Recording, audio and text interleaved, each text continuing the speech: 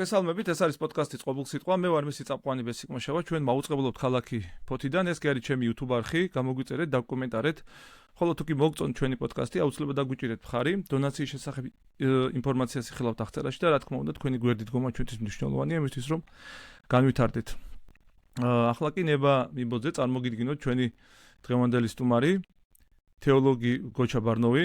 მოგესალმებით, გოჩა. მადლობა რომ ხარ ჩვენთან ერთად და მადლობა რომ დაგვითმეთ დრო. მადლობა. ჩვენ საინტერესო დღეს კი ბატონო, ჩვენთვის ძალიან სასიამოვნოა რომ ხართ დღეს ჩვენი სტუმარი და ჩვენ ვფიქრობ ერთ-ერთ საინტერესო და მნიშვნელოვან და აქტუალურ თემაზე უნდა ვისაუბროთ დღეს.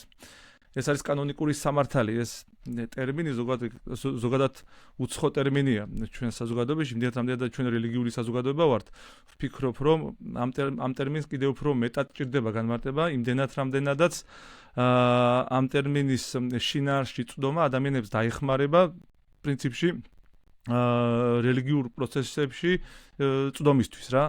ამიტომ მე ვფიქრობ რომ ხო კანონიკური სამართლის არსის დადგენა ძალიან მნიშვნელოვანია და როგორ მიემართება ის სხვადასხვა საკითხს და როგორ მიემართება ის თანამედროვეობას, ხო? ამიტომ ჩემი პირველი კითხვაც ასეთია, აი რა არის კანონიკური სამართალი, ხო? როგორ უნდა გვესმოდეს ის ჩვენ დღეს? ხო, ძალიან საინტერესო თემაა ზოგადად, იმიტომ რომ კანონიკური სამართალი ჩვენთან საქართველოში ძალიან ნაკლებად არის ყოველ შემთხვევაში ამ ჩვენ თანამედროვეობაში. რეალურად არც აქცევენ რაღაც განსაკუთრებულ ყურადღებას. თავად ჩემი სპეციალობაც, რაც მე ათენში ვსწავლობდი, არ ყოფილა კანონიკური სამართალი პირდაპირ გაგებით. მაგრამ ძალიან დავინტერესდი შემდეგ და ვთქვათ ის პროფესორები, რომლებიც ყავდა ჩვენ ათენში, მართლა ძალიან ღირებული, ასე ვთქვათ, ძალიან მნიშვნელოვანი პროფესორები იყვნენ და მე ძალიან ბევრი რამე ვისწავლე მათგან აი ამ კონკრეტულ დარგთან მიმართებაში. ზოგადად, როდესაც კანონიკურ სამართალზე ვსაუბრობთ, ალბათ ჯობია რომ დავიწყოთ საუბარი უფრო ტერმინს გულისხმობ. მე დავიწყოთ საუბარი ტრულის მსოფლიო საეკლესიო კრებიდან, რომელიც 691 წელს ჩატარდა, იმიტომ რომ აქ მოხდა, ასე ვთქვათ, ძალიან მნიშვნელოვანი მომენტი, როდესაც მოხდა საეკლესიო პრაქტიკაში მანამდე არსებული ყველა კანონის კოდიფიცირება. აი დაწყებული ნიკეის პირველი კრებიდან, ყველა ადგილობრივი კრება რაც კი იყო და ასევე მსოფლიო კრებებიც და აი ამ ტრულის კრებამ მოახდინა პირველი კოდიფიცირება. პირველი და ალბათ ერთადერთი ჯერჯერობით ყოველ შემთხვევაში მართლმადიდებელ ეკლესიაში მეტი კოდიფიცირება კანონების არ მომხდარა. ხო. ეხლა ზოგადად, როდესაც კანონიკურ ძალა მიეცა რა ამ პერიოდში, იურიდიული ძალა მიეცა. არა, იურიდიული ძალა ქონდა, უბრალოდ მე კოდიფიცირებაში გულისხმობ იმას, რომ რაღაც კანონები, რომელიც უკვე იმ ეპოქას აღარ შეესატყვისებოდა, შეცვალა ან დაუშვათ ასე ვთქვათ უმოქმედო მდგომარეობაში დატოვა. ანუ დღეს ეს კანონები კი შედის დიდი ჯულის კანონში, მაგრამ უკვე არ არის მოქმედი კანონები. გვაქვს ჩვენ ასეთი კანონები და უბრალოდ ისინი მაინც როგორც ასეთი ისტორია, რამდენადაც ისტორია ის ეკლესიის, აქედან გამომდინარე ის დიდი ჯულის კანონის შემადგენლობაში დარჩა. ეხლა ამ ტერმინს კანონიკური სამართალი ჩვენ უფრო მოგვიანებით ხანაში ვხვდებით, მაგრამ მანამდე გამოიყენებოდა კანონიკური იკონომია, კანონიკური განგებულება. ასეთი ტერმინი იყო, რომელსაც პირველად ჩვენ ხვდებით გრიგოლ ნოსელის ეპისტოლეში, ეპისკოპ ლიტოიოსისადმი, სადაც ის ზუსტად აი დავესესხები, რა თქმა უნდა გრიგოლ ნოსელს, რომ აი წმინდა დღესასწაულის ერთ-ერთი შემავსებელი ნაწილი ისიც არის, რომ ვიცოდეთ ცოდვილთას ჯულიერი და კანონებრივი განგება, რითაც განკურნავთ მათ სულიერ სნეულებას. ხო, აი განგებულებაზე საუბრობს და კანონიკურ განგებულებას ახსენებს კიდევ რამდენჯერმე ამ ეპისტოლეში. და ეს არის ზუსტად მნიშვნელობა, რომ თვითონ ეს სახელწოდება მიანიშნებს იმას, რომ რაღაცა განსაკუთრებული დანიშნულება აქვს ამ კანონებს და ეს კანონები ასე ვთქვათ, განსხვავდება საერო კანონებისაგან. დღეს ძალიან ხშირად რაღაც საერო კანონებსაც ადარებენ და უნდათ რომ რაღაც თქვარი მსგავსებაც დაინახონ, მხოლოდ იმისა, რომ განსხვავება არის უზარმაზარი საერო კანონებსა და საეკლესიო კანონებს შორის. თვითონ ქართულშია უბრალოდ ეს სიტყვა კანონი გამოიყენება როგორც საერო სფეროში, ასევე საეკლესიო სფეროში. მაგალითად, ბერძნულში ნომოს ქვია საეროს და კანონ ქვია საეკლესიოს, ვთქვათ, კანონს ეს სიტყვას ბერძნები არ იყენებენ საჯარო სამართალში, საერო სამართალში. ამიტომ მათთვის ეს ასეთი როგორ ვთქვა გაცხადებული თემაა და თქვათ არ წარმოადგენს რაიმე ესეთ პრობლემას გაგებისთვის ხო. ხო ეს განსხვავება ძალიან მნიშვნელოვანია რო დაიჭირო ანუ სამოქალაქო კანონებსა და საეკლესიო კანონებს შორის ეს ძალიან მნიშვნელოვანია. ხო შევეცდები რაღაც ეს აღრევა დღეს ხდება.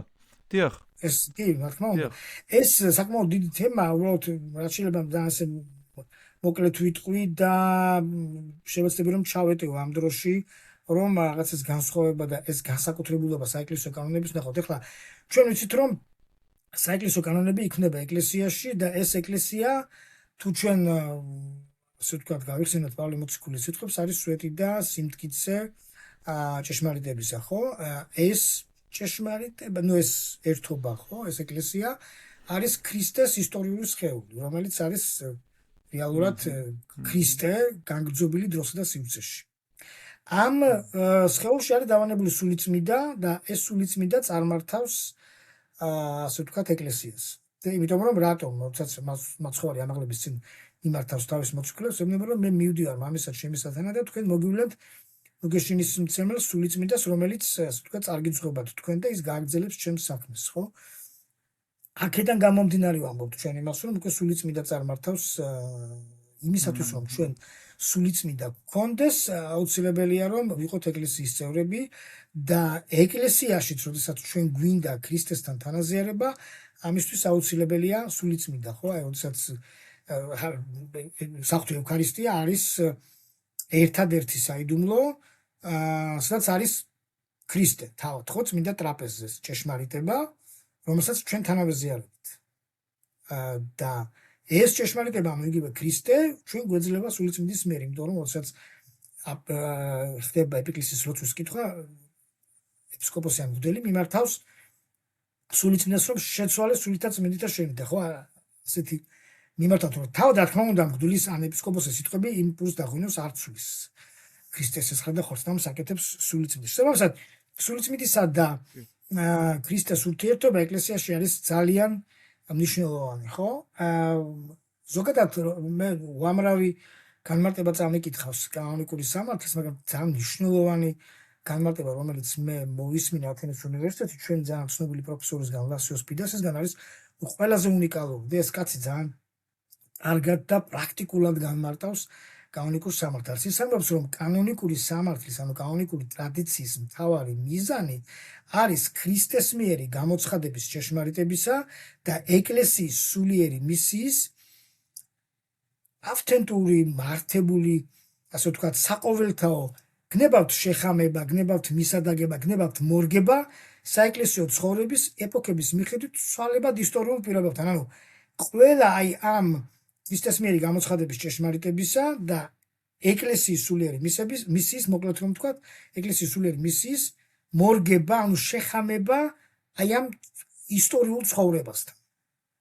ხო ახლა როდესაც ჩვენ კანონებზე ვსაუბრობთ, კანონები არ არის თქვათ რაღაც ესეთი მშრალი ტექსტები, თეორიული ტექსტები, მას წინ უძღვის ზოგადად საეკლესიო გამოცდილებითი ცხოვრება. კანონი არ იწერება პირდაპირ თქვათ არ ჯდება საერო პრაქტიკისგან განსხვავებით კანონმდებელი და არ იწყებს რაღაცა კანონის წერას.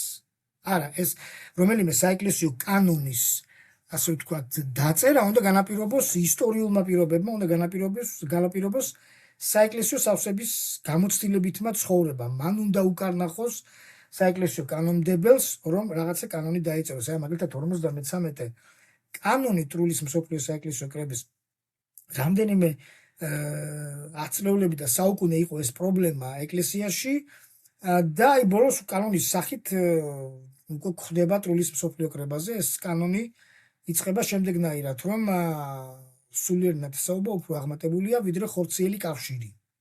ხორციელი კავშირი, ხო? ახლა აქ საუბარია სქესობრივ ურთიერთობაზე და ეს კანონი განმარტავს ამას, რომ სულიერი ნათესაობა არის უფრო აღმატებული ვიდრე აი ეს ხორციელი კავშირი. და შემდგომ რას ამბობს, რომ ჩვენ ზოგიერთ სამთავროში გავიგეთო, რომ ნათლიები ქორწინდებიან თავიანთი ნათლულის დაქვრივებულ მშობლებზეო და ასეთი რაღაც ნუ იქნებაო, არ შეიძლებაო, ესო არ არის მორალურად გამართლებული როგორც ჩანს ამ კანონიდან და ამიტომ ეს კრძალავს ამას. რომ თქვათ ნათლია დაქორწინდეს თავის ნათლულის დედაზე, ან თქვათ გათხოვდეს მამაზე აკრძალულია და ნუ მით უმეტეს აქედან გამომდინარე მით უმეტეს თავის ნათლზე დაქორწინება ან თქვა ხორცელი კავშირი არ შეიძლება ხო მაგრამ ეკლესია წლების დაწვრილების განმავლობაში გამოცდილებითი ცხოვრებით ამოწმებდა ამას რამდენად ეს მოვლენა ეს მომენტი უცხო იქნებოდა თუ არა საეკლესიო სხეულისთვის და აი საბოლოოდ უკვე როდესაც მომწიფდა ეს თემა უკვე წულის კრებამდე რა თქმა უნდა უკვე წულის კრებამ ეს გამოიტანა როგორც მიუღებელი საეკლესიო სავსებისთვის და უკვე დაწერა კანონის სახით და თქვა რომ არა ეს უკვე არ შეიძლება. ეხლა რატომ მოვიყვანა ეს მაგალითი? მოვიყვანა იმიტომ რომ ზოგადად საეკლესიო ზოგადად კანონიკურ სამართალში როგორ არის რომ პრაქტიკა წინ უსწრებს თეორიას საპირისპიროდ საერო სამართლისა.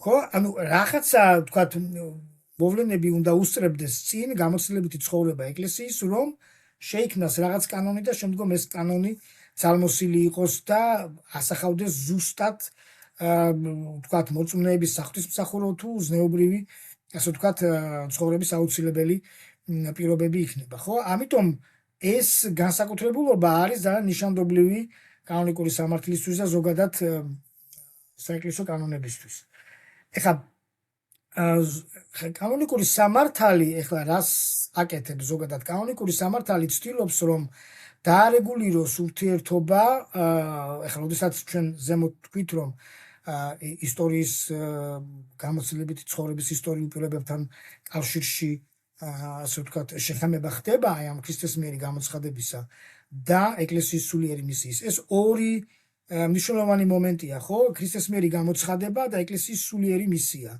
რატომ ვამბობ ჩვენ ამ ორს ესე განცალკევებლად თუმცა ერთი მთლიანობაა და ვთქვათ რაიმე ესეთი დაპირისპირება მათ შორის არ არსებობს ქრისტეს მიერი გამოცხადება ცნობილია ეს არის მთელი ბიბლია და ზოგადად ახალი აღთქმა განსაკუთრებით ის რაც ქრისტემ თავის მოციქულებს აუწყა და რაც შემდგომ მოციქულებმა გადაცეს თავის მოწაფეებს და მოდის ეს დღემდე ყველაზე ახლად ხელდასმულ ეპისკოპოსამდე და ეკლესიის სულიერი მისია. ეკლესიის სულიერ მისიაში შედის ის მომენტები, რაც ჩვენ შეიძლება არ გქონდეს ასახული ახალ აღთქმაში. მაგრამ ეკლესიას დაჭირდა ამ ვთქვათ წესების ან კანონების მიღება და ამიტომ ეს ასე ვთქვათ სათუის კანონი მიიღო. ხო, აი მაგალითად პირველი წყარო რა არის კანონიკური სამართლის? პირველი წყარო ეს არის ახალი აღთქმა. წმინდა წერილი და განსაკუთრებით ახალი აღთქმა. პირველი ჯულისმდებელი და კანონმდებელი არის თავად იესო ქრისტე. და შესაბამისად ყველა კანონი, რომელიც ეკლესიაში არის მიღებული, თითქმის ყველა კანონი არის დაფუძნებული წმინდა წერილზე, მაგრამ ჩვენ თქვათ გვაქვს კანონები, რომელიც კანონების თქვათ მიზეზსაც და საფუძველს ახალ აღთქმაში ვერ ნახავ. არ არის, მაგრამ ეკლესიის სულიერ მისიას დაჭირდა ეს და ამიტომ ეკლესიამ საჭიროდ ჩათვალა რომ შეიძლება ირიბად არის რაღაც კავშირში გოჩა რა შეიძლება ირიბად იყოს რა კავშირში შეიძლება დავაკოთ შეიძლება ირიბად იყოს მაგრამ ის ადმინისტრაციული შინაარსის კანონები რაც არის და უხვად არის ესეთი კანონები ნუ ჩვენ პირდაპირ კავშირი ყოველ შემთხვევაში ახალ აღთქმასთან არ გვაქვს თქო ამ რაღაც ტიპის მორალურ პასუხისმგებლობას აკისრებს არა მორალურ პასუხისმგებლობას გაკისრებს ამ შემთხვევაში კი ბატონო რომ ვალდებულებას გადებს რომ თანხმედრაში მოხვიდე რაღაც ქრისტიანულ მორალთან და ეთიკასთან რა კი ბატონო რა თქმა უნდა მაგალითად ჩვენ შეიძლება ვნახოთ კანონები რომლებიც თითქოს წინააღმდეგობაში მოდის კიდეც ახალ აღთქმასთან ხო აი თვინიერ თქვათ მრუშობისა ქმარმა არ უნდა განუტევოს ცოლი მაგრამ ჩვენ გვაქვს უკვე კანონიკურ სამართალში თქვათ პრაქტიკა, როდესაც დაუშვათ, თქვათ, როდესაც გაშორდება ცოლ-ქმარი დამთავრდა, თქვათ, ხო? უკვე კანონითაც, აკრიბიითაც უკვე აღარ შეიძლება, თქვათ, მეორე ცოლის მოყვანა, ან თქვათ, მესამე ცოლის და შემდეგ. მაგრამ ჩვენ თუ ნახავთ ბასილი დიდის კანონებს, ბასილი დიდს აქვს კანონები, რომელიც მეორე ქორწინებასაც უშვებს და მესამე ქორწინებასაც უშვებს. წარმოუდგენელია, მაგალითად, რომის ეკლესია ამას არ იღებს, რომისთვის წარმოუდგენელი ამგვარი რამ. მაგრამ მართლმადიდებელ ეკლესიამ ეს მიიღო. და თქვა ჩვენ ერთგვარი შეღავათია. შეღავათია, თქო, ეს არის ეკონომიით, მაგრამ აი საფუძველი აი რა მაინტერესებს, ხო? აი განსხვავება რო გითხრას, აი თქვენ ახსენეთ ეკონომია და აკრებია ხო, ორივე ტერმინი ახსენეთ და მსმენელისთვის რო გასაგები იყოს, რას ნიშნავს ეს ტერმინები და რა მიმართება აქვთ მათ ერთმანეთთან და ზოგადად კანონებთან.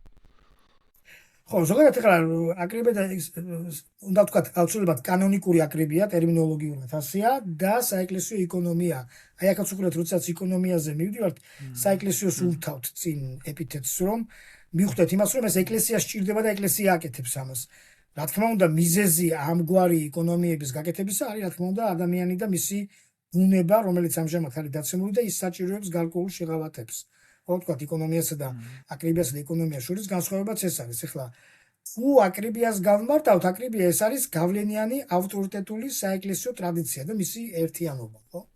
ის კანონები ყველაფერი რაც კი არის მიღებული რაც წერია დიდი ჟულის კანონში. ეხლა რამდენად შეიძლება რომ მაგალითად კანონიკურ აკრიბიაში ჩვენ მივიჩნიოთ სხვადასხვა ადგილობრივი ეკლესიების კრებების უпроსორად კანონები, ან დაუშვათ ზოგიერთი ეპისკოპოსების თქვათ რაღაც ცირკულარები, ან თქვათ რაიმე განჩინებები, ეს სადაო საკითხია. ნუ ყოველ შემთხვევაში ჩვენ საეკლესიო აკრიბიაში ვიღებთ იმ კანონებს, რომელი კანონებიც არის მოცემული დიდი ჟულის კანონში. ეს არის მთელი ამ კანონიკური გავლენიანი ავტორიტეტული ტრადიციის ერთიანობა. ეს არის ზუსტად ის ორიენტირი, რომელიც ადამიანს სჭირდება ცხონებისთვის. ზოგადად კანონის დანიშნულება რა არის? კანონი არის ორიენტირი, ხა თუ განმარტებას ვნახავთ, არის რა სწორხას ნიშნავს, ხო, სახაზავსაც ხვდებოდა, ხო?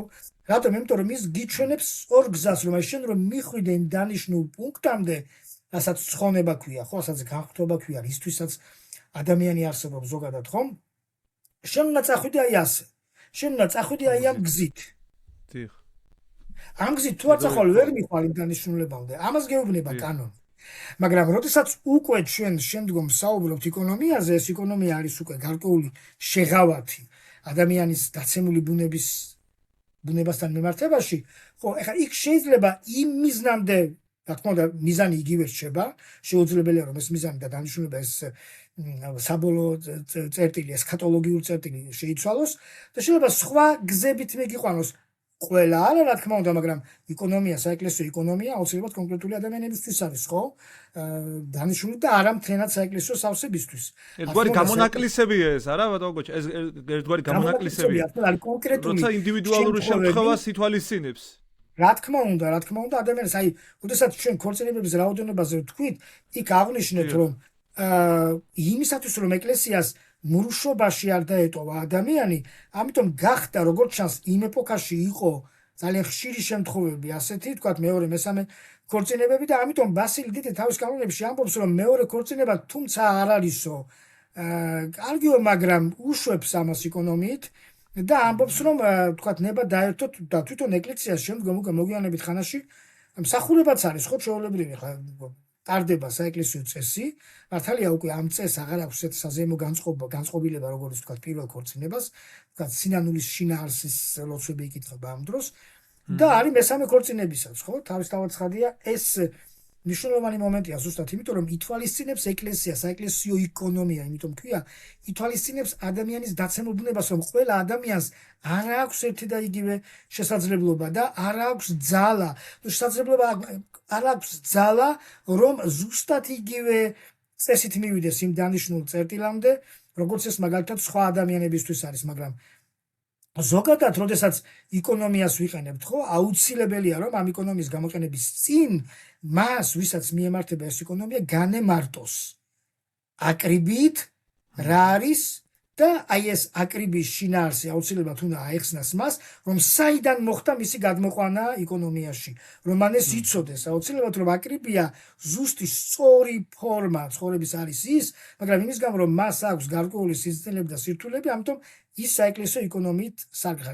ეკონომიის რამდენიმე ფორმა არსებობს, მაგრამ ახლა ამას არსებითი მნიშვნელობა არ აქვს. უბრალოდ მე იმის თქმა მინდა რომ უამრავი მაგალითის მოყვანა შეიძლება, ახლა შორს რომ არ წავიდეთ, მაგალითად ეკონომიის საეკლესიო ეკონომიის ფორმაა, აი მაგალითად ავიღოთ ნათლობის მომენტი, ხო? აი ზოგჯერ არის ხოლმე შემთხვევა, როდესაც არ არის წყალი და თქვათ ადამიანი კვდება, ან თქვათ ბავშვი და აუცილებელია მისი მონათლობა და თქვათ მიწით ნათლობას. დიახ. ფორსმაჟორული გარემოებები. რა თქმა უნდა, ხო, ამას ვამბობ, ზუსტად რომ ეს არის საგანგებო მდგომარეობა, აი მე ვიტყოდი კიდევ ასევე თქვათ ჰაერში აერობაპტიზმაც, ხო? ანუ ჰაერში ნათლობა, იმიტომ რომ ჰაერშიც არის სინოტივე, მკვდარი წყლის წვეთები და თქვა სამჯერ ხდება მისი ჯვრის ფორმით გამოსახვა და სახელის წარმოთქმა და ის ბავშვი ან ადამიანი მონათულად ითვლება ჩვეულებრივ ეს არის საეკლესიო ეკონომია დაშვებული ასე ვთქვათ ეკლესიის მიერ. ეს ძალიან მნიშვნელოვანი და ნიშანდობლივი მომენტებია და ამიტომ ეკლესია ყოველთვის ითვალისწინებს აი ამ ადამიანის სუსტ ბუნებას, დაცემულ ბუნებას და ყოველთვის ანგარიშს უწევს მას, ვთქვათ, მარხვის შერბილება იქნება, ან დაუშვათ რაღაცა წესისგან გადახვევა თუ სხვადასხვა, ხო, ეკონომიით ამას აკეთებს ყოველთვის და ამ ვთქვათ, როდესაც თავარი არ მოწყდეს ის ამ გზას, არ მოწყდეს ის ამ მიზნისკენ მავალ გზას, ეს არის მნიშვნელოვანი. რა თქმა უნდა, ნებისმიერი რამ რაც კი ხდება ეკლესიაში, ყველაფერი ხდება იმისთვის, რომ ადამიანი და ადამიანთა ჯგუფი დარჩეს ეკლესიის ერთობაში. აი მე მაგალითად ვიტყვი, აი ბასილი დიც ზოგადად მის შემოქმედებაში, მის პრაქტიკაში ორი მიმართულება იყო, ხო, აი თქვა ქადაგებითი და დოგმატური, ხო? დოგმატურში მას მაგალითად აქვს სულიწმიდის შესახებ შესანიშნავი თხზულება, ნაშრომი, რომელშიც დოგმატური და ძალიან მკაცრი ფორმით დადასტურებულია ის, რომ სულიწმიდა არის მესამე ჰიპოსტასი და არის ღმერთი. მაგრამ ქადაგებებში თუ ნახავთ და ზოგადად ის პრაქტიკული რაც მას მრევლთან ქონდა დამოკიდებულება, ის თავს არიდებდა სულიწმიდის ღმერთთან თქმას. რატომ? იმიტომ რომ მაშინ პრობლემა იყო ეკლესიის ერთობაში იმ გაგებით, რომ იყო ნაწილი ადამიანებისა, რომლებიც სულიწმიდას არ აღიარებდნენ ღმერთად და ეს ადამიანები რომ არ გაექცია ეკლესიიდან, ბასილი დიდი ტექნიკურად, ესეთი ეკონომიურად იქცეოდა და ესე გაცხადებულად ამ ხალხის დაბკოლების თავიდან ასაცილებლად არ ამბობდა სულიწმიდას ღმერთად. ბას უსიამოვნებაც კი იყო, თქვა გრიგოლ ღვთისმეტყველი ამბობს, რომ აი მოვიდა დრო, რომ ჩვენ თქვათ, რომ სულიწმიდა არის ღმერთი, ხო? და ბასილი ისე გარდაიცვალა, რომ თქვა ქადაგებებში ის ყოველთვის რაღაცაირად ამას ირიბად ამბობდა, არ ამბობდა პირდაპირ, მაგრამ რეალურად მაშინ ეკლესიის ერთიანობა შეინარჩუნა. ხო, აი სულიწმიდის მებრძოლები, მაგალითად, რომლებიც დარჩნენ ეკლესიაში, ძალიან დიდი ნაწილი ყოველ შემთხვევაში ბასილთან და თქვათ უკვე რაც შემდგომ ბასილის გარდაცვალების შემდგომ მეორე მსოფლიო საეკლესიო კრებამ უკვე რეალურად გამოაცხადა არასწორ სწავლებად ერესად და რეალურად გადაწყდა კიდეც ეს პრობლემა მაშინ, მაგრამ ყოველ შემთხვევაში ბასილი დიდი ცდილობდა, რომ ეკლესიის ერთობა ძალიან დიპლომატი ადამიანი იყო და ის ნომერ პირველ თემად ყოველთვის აყენებდა ეკლესიის ერთობას. მისთვის ეკლესიაში სქიზმან განხეთქილება, რაღაც დაყოფა უდიდესი ტრაგედია იყო, იმიტომ რომ შეუძლებელია ძალიან დიდ ცოდვად მიაჩნდა მას ქრისტეს სხეულის გაგლეჯა და შესაბამისად ის ყოველთვის თავს არიდებდა ამას. აი ამგვარი ეკონომიური ქმედებები ეკლესიაში მრავლად არის, ხო, ხა ძალიან შორს წაგვიყვანს ჩვენ ამ თემაზე საუბარი. ხო, ეს რაც შეიძლება ჩვენ გვეთქვა ეკონომიასა და აკრიბიასთან დაკავშირებით. ანუ აკრიბია ეს არის მთელი ავტორიტეტული ტრადიციის ერთიანობა, კანონიკური ტრადიციის ერთიანობა, ხოლო ეკონომია არის გადახრა, ანუ გადასვლა ამ ასე ვთქვათ სიზუსტიდან და გარკვეული შეღავათების მიცემა მორწმუნისა ან მორწმუნეთა ჯგუფის მიმართ. ხო, ახლა თუ მაგალითად ერთ კონკრეტულ ადამიანს მიემართება ეს ეკონომია და საინტერესო მომენტია, მაშინ ეკონომია გამოიყენება მთელი თავისი სიმკაცრით, ასე ვთქვათ. ნუ შემთხვევაში ეკლესია არ ერიდება მთელი სიმკაცრით მის გამოყენებას, მაგრამ როდესაც აი მაგალითად ესეთ მაგალითს მოვიყვან, რომ თქვათ ხდება სხვა აღსარებლობიდან ეკლესიაში შემოსვლა ძალიან დიდი ჯგუფის ადამიანების, ხო, ამ შემთხვევაში უფრო მობიერ ფორმას იყენებს ეკონომიისას ეკლესია და მათ ნებას რთავს, რომ ისინი ეკლესიის წევრები გახდნენ, თუნდაც ეკონომიით და გარკვეულ თქვათ პრობლემებზე თვალის დახუჭვით. ხვდებით, რასაც ვამბობ, იმიტომ რომ ეს მნიშვნელოვანია ეკლესიაში ახალი წევრების მიღებისთვის და ასე ვთქვათ, როდესაც ისინი არ თქონდა თავისი ნებით შემოდიან და ხდებიან ეკლესიის წევრი. ეხლა რომ დაუბრუნდეთ ჩვენ ისევ კანონიკურ სამართალზე, ზოგადად კანონებს, ხო, ეხლა რა არის მნიშვნელოვანი კანონების განხილვის დროს? მნიშვნელოვანი არის ის, რომ კანონებს აქვთ ორი მხარე. ერთი ეს არის ისტორიულობა, ისტორიული სინქრონულობა და მეორე ეს არის კანონის ესქატოლოგიური განზომილება, რომელსაც თეოლოგიური ნაწილი ქვია კანონს. ამ ორი, ასე ვთქვათ, მახასიათებლის გარეშე წარმოუდგენელია კანონის ზოგადად განხილვა. და ეს არის ძალიან მნიშვნელოვანი მომენტი, როდესაც ხშირად აი რომელიღაც კანონი, როდესაც გონიათ, რომ დღევანდელობას უკვე ვეღარ პასუხობს, გიწყებენ კრიტიკას, იმის რომ აი ეს კანონი უკვე მოძველდა და ამიტომ ჩვენ ამ კანონის გამოყენება ახლა უკვე ვთქვათ წარმოუდგენლად მიგვაჩინა და ასე შემდეგ. რა თქმა უნდა, გასაგებია რომ უკვე მესამე 1000 წლეულია დაწყებული და პირველ 1000 წლებში მიღებულმა კანონებმა შეიძლება კი არა და ნამდვილად ვერ უპასუხებენ ბევრ ისეთ მოთხოვნას, რომელიც უკვე მეორე და მესამე 1000 წლებში გამოჩნდა, ხო, თქვა შეიძლება ეს. მაგრამ ჩვენ გვაქვს უნივერსალური ტიპის კანონები, ხო, რომელიც რომ მარადიულად აქტუალურია იმ დროსაც და ამ დროსაც, რა? კი ბატონო, რა თქმა უნდა, მაგრამ აი ამ კონკრეტულ შემთხვევის დროს, ხო, რა თქმა უნდა, ამგვარი კანონების განკითხველებს უბრალოდ ავწყდებათ ის, რომ ისინი არიან, ასე ვთქვათ, ამ კანონის ისტორიული ნაწილის შთაბეჭდილების ქვეშ და ნაკლებ ყურადღებას აქცევენ მის თეოლოგიურ ან ესქატოლოგიურ დანიშნულებას. როდესაც კანონზე ვსაუბრობთ, ზოგადად რომელი კანონიც არ უნდა იყოს ეს, ხო? აუცილებელია რომ ჩვენ გავითვალისწინოთ რა ეპოქაში და რა ისტორიულ დროს შეიქმნა ეს კანონი და რატომ შეიქმნა ამგვარი ფორმით, ხო? რა დანიშნულება ჰქონდა მაშინ ამ კანონს ეს ამ ისტორიული მახასიათებლის გარდა აქვს თეოლოგიურიც, ხო? რაღაც გარკვეული თეოლოგიური დანიშნულებაც ჰქონდა, ამიტომ თუ კი უკვე მეორე და მესამე 1000 წლებში ის ისტორიული მომენტი უკვე არის მოძველებული, ჩვენ რა თქმა უნდა მისი ამ კანონის თეოლოგიური ნაწილი არ უნდა დავივიწყოთ, არ უნდა უგულებელყოთ, იმიტომ რომ შეუძლებელია ამგვარი რამის გაკეთება, რომ თეოლოგია და ესქატოლოგიური გამიზნულება ნებისმიერი კანონის არ იცვლება. უბრალოდ ჩვენ ამ კანონს ვტოვებთ ისე როგორც ეს არის, იმიტომ რომ ეს არის კანონიკური ტრადიცია და შესაბამისად მისი თეოლოგიური ნაწილი არის უცდომელი, ის რაც არის მარადიული. ის რაც არის, ასე ვთქვათ, გამოვიყენებ ეს ტერმინს დიაქრონული, ანუ რომელიც მარადიულად არსებობს დროში. ისტორიული ნაწილი არის ის, რაც აი მაგალითად ძალიან ხშირად მოყავთ ხოლმე მოციქულთა მეხუთე კანონი და ტრულის მე-12 კანონი. ეხლა დღეს მაგალითად ვთქვათ მოციქულთა მეხუთე კანონში წერია რომ ვთქვათ ეპისკოპოსს, მღვდელს, დიაკვანს უნდა ყავდეს ერთი ცოლი და ასე შემდეგ, ხო? მაგრამ უკვე ტრულის მე-12 კანონის თანახმად უკვე ეს არის მე-7 საუკუნე, ხო? მე-7 საუკუნის ბოლოა, უკვე ეპისკოპოსს ეკრძალება ცოლის ყოლა. პირდაპირ წერია რომ აღარ შეიძლება რომ ეპისკოპოსს ყავდეს ცოლი. რეალურად ეს ორი კანონი ერთმანეთთან წინააღმდეგობაში მოდის, მაგრამ ამ ორი კანონის განხილვის დროს აუცილებლად პირველი მოციქულთა მეხუთე კანონის განხილვის დროს უნდა დავიხსენოთ ის ისტორიული პირობები და ის კონტექსტუალური გარემო, რაც არსებობდა ზოგადად იმ ეპოქაში და რატომაც მიიღეს ეს კანონი და რატომაც შეეძლო ეპისკოპოსს ცოლი ყოლა და მაგრამ შემდგომ აუცილებლად უნდა განვიხილოთ ამავე დროს ტრულის მე-12 კანონის ისტორიული კონტექსტუალობა, რატომ გახდა იძულებული ეკლესია რომ ეპისკოპოსებისთვის აეკრძალათ ცოლის ყოლა, ხო? ვთქვათ, იქ იყო პრობლემა მემკვიდრეობით საყდრის ტახტის გადაცემა, ვთქვათ, შვილიშვილებზე და ამიტომ ეს სერიოზული პრობლემა იყო კანონიკური ეკლესიაში და ამიტომ ეკლესიამ ერთხელ და სამუდამოდ თქვა რომ არა, შეიძლება ამან სამომავლოდ სხვა პრობლემები წარმოშვა, მაგრამ ამ სხვა პრობლემებში ეს სხვა პრობლემები მანამდეც არსებობდა ეკლესიაში და ჩვენ თუ ნახავთ მე-5 საუკუნის საეკლესიო მამების ეპისტოლებს, იქაც ჩანს რომ ეს პრობლემა ყოველთვის არსებობდა, ხო, ხა ზნეობრივ ეთიკურ პრობლემას გულისხმობ. იგი მესმის, ხო. თუმცა ეს მაინც პასუხისმგებლობის გაზრდას გულისხმობს, არა, ეპისკოპოსი ამ შემთხვევაში რა ამაზე ვსაუბრობთ. მისი კომპეტენციის სრულყოფას, რომ ის ორიენტირებული იყოს მხოლოდ თავის საქმიანობაზე, ასე ვთქვათ, თავის კომპეტენციის სფეროში განახორციელოს საკუთარი თავი და მიუძღვნას მას.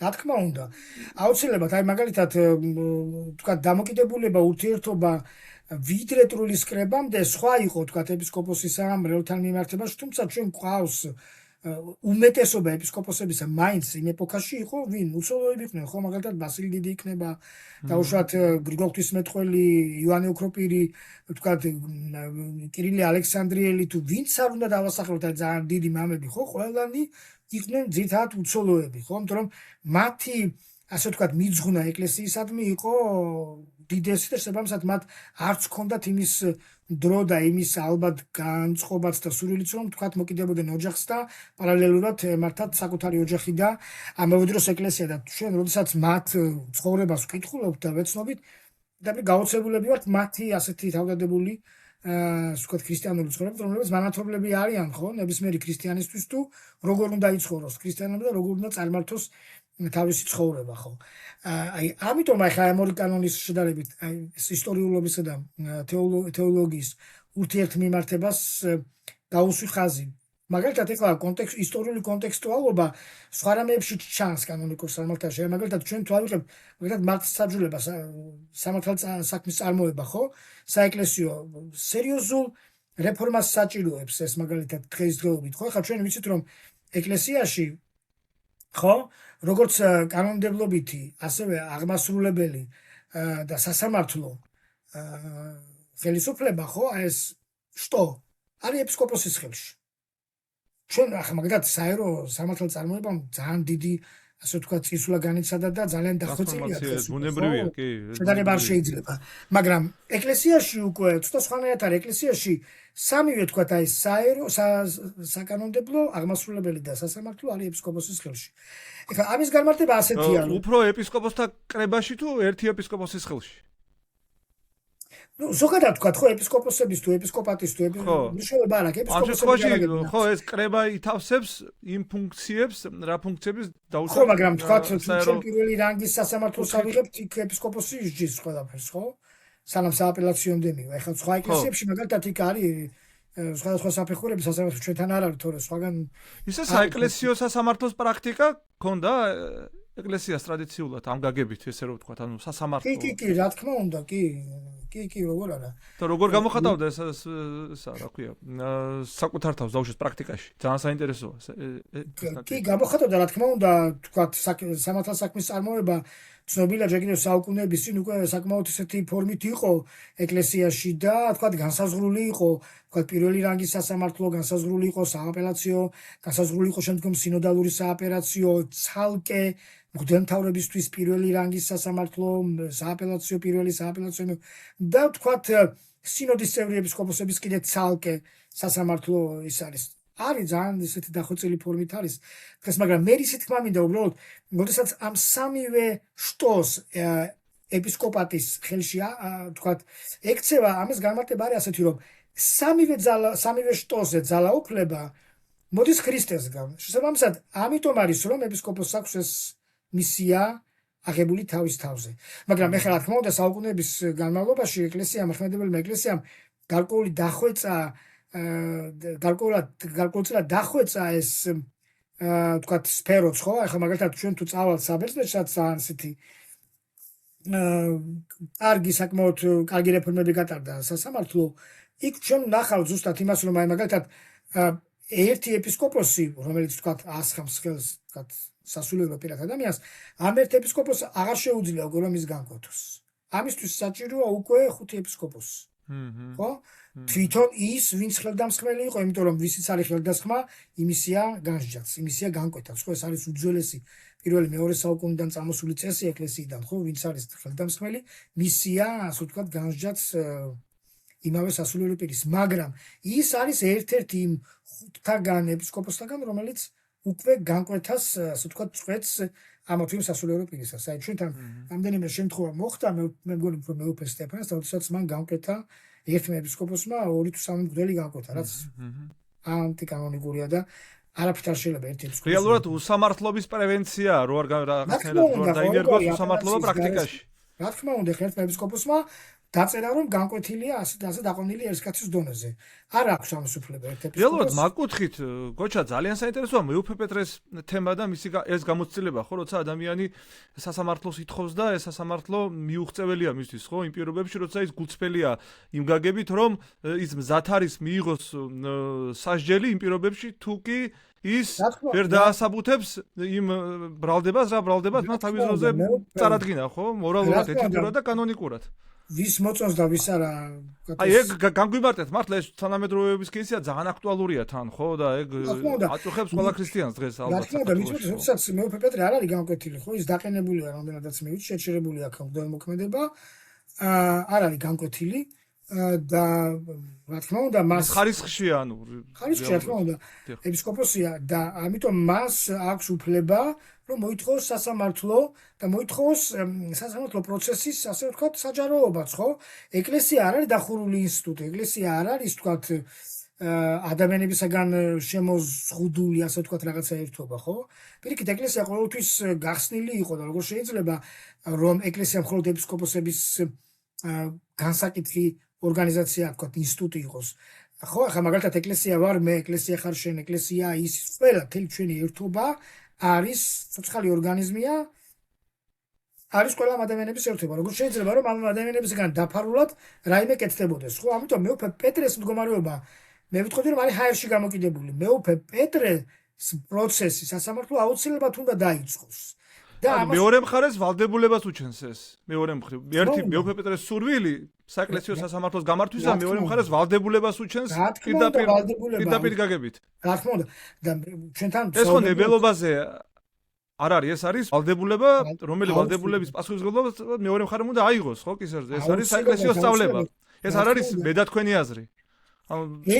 ეს არ არის ჩვენ ასე ვთქვათ ნებასრულზე დამოკიდებული და ეს არ არის გარკვეული ჯგუფის ეპისკოპოსების ნებასრულზე, რომ ვთქვათ მათ მოწონთ თუ არ მოწონთ მეუფე პეტრე სიმართლე უნდა დადგინდეს და მეუფე პეტრე მაგას ამბობს ზუსტად რომ მე რისის აჟელის ღირსიც ვარ დავისაჯო თუ კი მე ეს ასე ვთქვათ დანაშაული დამიმტკიცდება და ასე შემდეგ. ხო ის ამის საწინააღმდეგოს არაფერს არ ამბობს, ხო? ამიტომ შესაბამისად ეს აუცილებლად უნდა გაითვალისწინოს სამომავლოდ სინოდმა საქართველოს ეკლესიისა, იმიტომ რომ თუ კი აქამდე ამას არანაირი ყურადღება არ ექცეოდა და როდესაც რაიმე პრობლემა, აი რატომ არის სასამართლო მაგალითად საჭირო? სასამართლო ზუსტად იმიტომ არის საჭირო, რომ როდესაც რაღაცა პრობლემები წარმოიშვება ორ სასულიერო პირს შორის, ამ თქვათ მღვდელს, ორ მღვდელს შორის მაგალითად, ამ თქვათ მღვდელსა და მის ეპისკოპოსს შორის, ხო?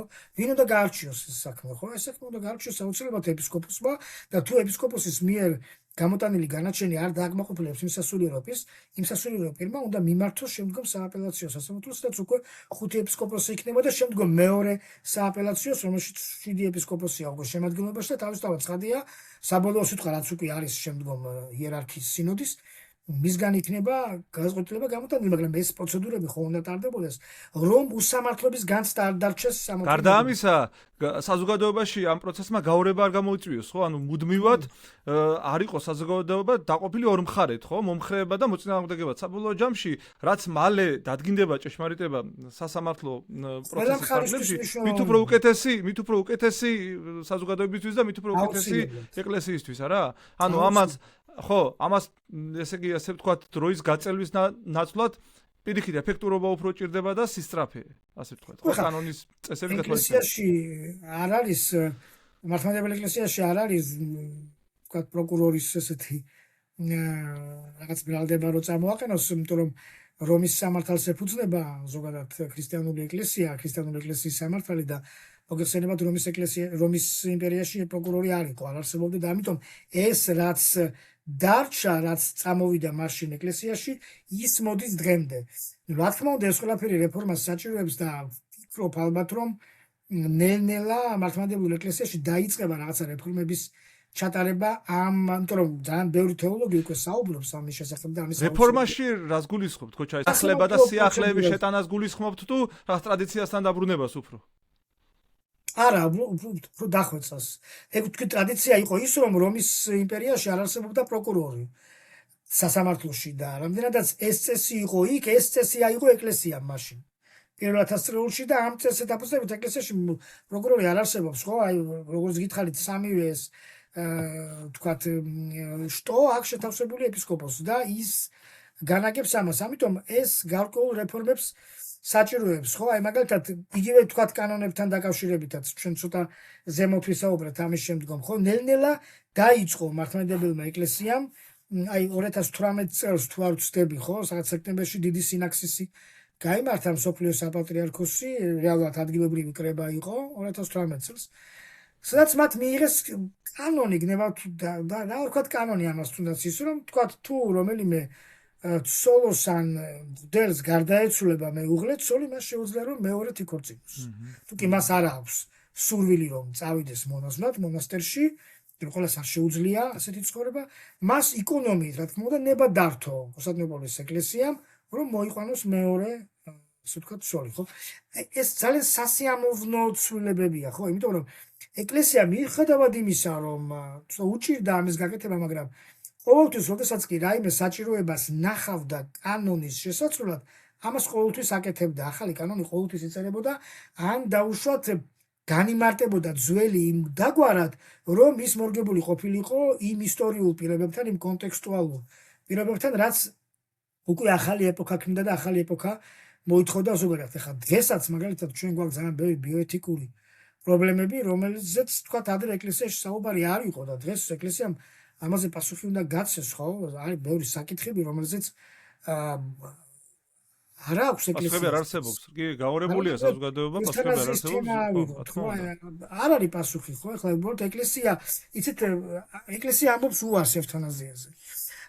ამბობს იმ თქვათ იმ მიზეზით, რომ სიცოცხლეს ადამიანს აძლევს ღმერთის, რომელსაც ღმერთია თქვათ ის, ვინც ამ სიცოცხლეს წაიღებს ადამიანისგან. ანუ ჩვენ ადამიანებს არ გვაქვს იმის უფლება, რომ ხელოვნურად მას დაუჩქაროთ ეს, ანუ ესე იგი მოხდეს ევთანაზია, ხო? აი თავის თავზე ამას არ იღებს ეკლესია, იმიტომ რომ მას მიაჩნია, რომ ეს ღმერთის პრეროგატივაა და როცა ინებებს ღმერთი, მაშინ უნდა გავიდეს, თქვათ, ამ ქვეყნიდან. ბევრი დეტალია, მოკლედ, ბიოეთიკა რთული თემაა. ხო, რა თქმა უნდა, ეხლა ეს ძალიან შორს აგვიყვანს. ეგ ბევრი დეტალია, მაგრამ ეს ყველაფერი არის მე რა მაინტერესებს, იცით ხო, ჩა? გადასაწყვეტი, დიახ. ხო, მე რა მაინტერესებს, იცი, აი, აწმყოში ჩვენს შემთხვევაში ხარ, რომ ბოლო-ბოლო ხაც დავამიწოთ ეს და ჩვენი რეალობა რო განვიხილოთ, ანუ ჩვენ შემთხვევაში, ან თქვენ როგორც დამკვირვებელი თეოლოგი, ექსპერტი ამ საკითხის, როგორ ფიქრობთ, ჩვენთან საეკლესიო სამართლის განხორციელების სივრცე არის ეს გამოცდილება როგორია ჩვენთან ამ შემთხვევაში, ანუ ჩვენს საეკლესიო გარემოში, საქართველოს ეკლესიის? ანუ როგორ მუშაობს?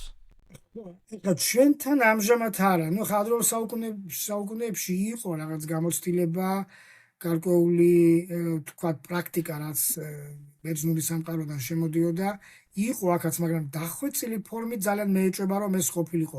ყოველ შემთხვევაში მე-20 საუკუნეში უკვე ეს მომენტი, აი განსაკუთრებით ბოლო ათწლეულებში, რეალურად წარმოიდგინეთ, რომ ეკლესია, ალბათ ერთადერთი ეკლესია, საქართველოს ეკლესია, სადაც არ არსებობს სასამართლო. საეკლესიო სასამართლო. თუ კი რაღაცა აი მაგალითად მეუფე პეტრეს რომ დაუბრუნდეთ ისე, ხო? აი მოხდა რაღაც ინციდენტი, რაღაცა ბრალის საყენება და დამთავრდა. აქვე დამთავრდა ეს ყველაფერი, როგორ დამთავრდა, როგორ თქვათ, ეს ეპისკოპოსი გამოაგდეს სინოდის ხდომიდან. ხო, აი ამ საეკლესიო სასამართლოების არსებობა არის აუცილებელი, იმიტომ რომ როდესაც ჩვენ საუბრობთ ზოგადად კონფლიქტს მაგალითად ორ სასულიერო პირს შორის, ან დაუშვათ სასულიერო პირსა და მღვდელსა და ეპისკოპოსს შორის, ეს აუცილებლად სასამართლომ უნდა განიხილოს, რომ არ დარჩეს უსამართლობის შთაბეჭდება. არ შეიძლება ასეთი რამ ეკლესიაში ხდებოდეს, რომელიც არის სიმართლისა და ჭეშმარიტების, ასე ვთქვათ, სვეტი, ხო? ეხლა თქვენ მეუფე პეტრე ახსენეთ. მეუფე პეტრეც რა ვთქვათ, დღესდღეობით არის ჰაერში გამოკიდებულია მისი საქმე და რამდენადაც მე ვიცი, დღეს სინოდი არაფერს არ აპირებს ყოველ შემთხვევაში არ ფიქრობს აი ამ ძველი საქმეების გადახედვას და განხილვას, რაც ამ ბოლო წლებში მოხდა საქართველოს ეკლესიაში და რაც ნამდვილად კანონიკურად არ იყო გამართლებული, ხო? მეუფე პეტრე მაგას ითხოვს ზუსტად, რომ ვთქვათ, ჩატარდეს სასამართლო და ვთქვათ, თუ კი მან რაიმე დანაშაული ჩაიდინა, ამ დანაშაულის გამო აგოს პასუხი.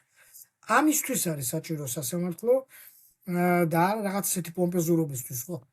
ამიტომ უნდა იყოს, რომ თუ კი ეს არის სიმართლისა და ჭეშმარიტების სვეტი ეკლესია, მაშინ აუცილებლად სამართალი უნდა ზეიმობდეს ეკლესიაში და გაურკვეველი და ბუნდოვანი არაფერი არ უნდა იყოს, ხო? როდესაც ჩვენ ქრისტიანებზე ვსაუბრობთ, ზოგადად ქრისტიანი ვინ არის? ქრისტიანი არის ის ადამიანი, რომელიც დგას სიმართლის მხარეს.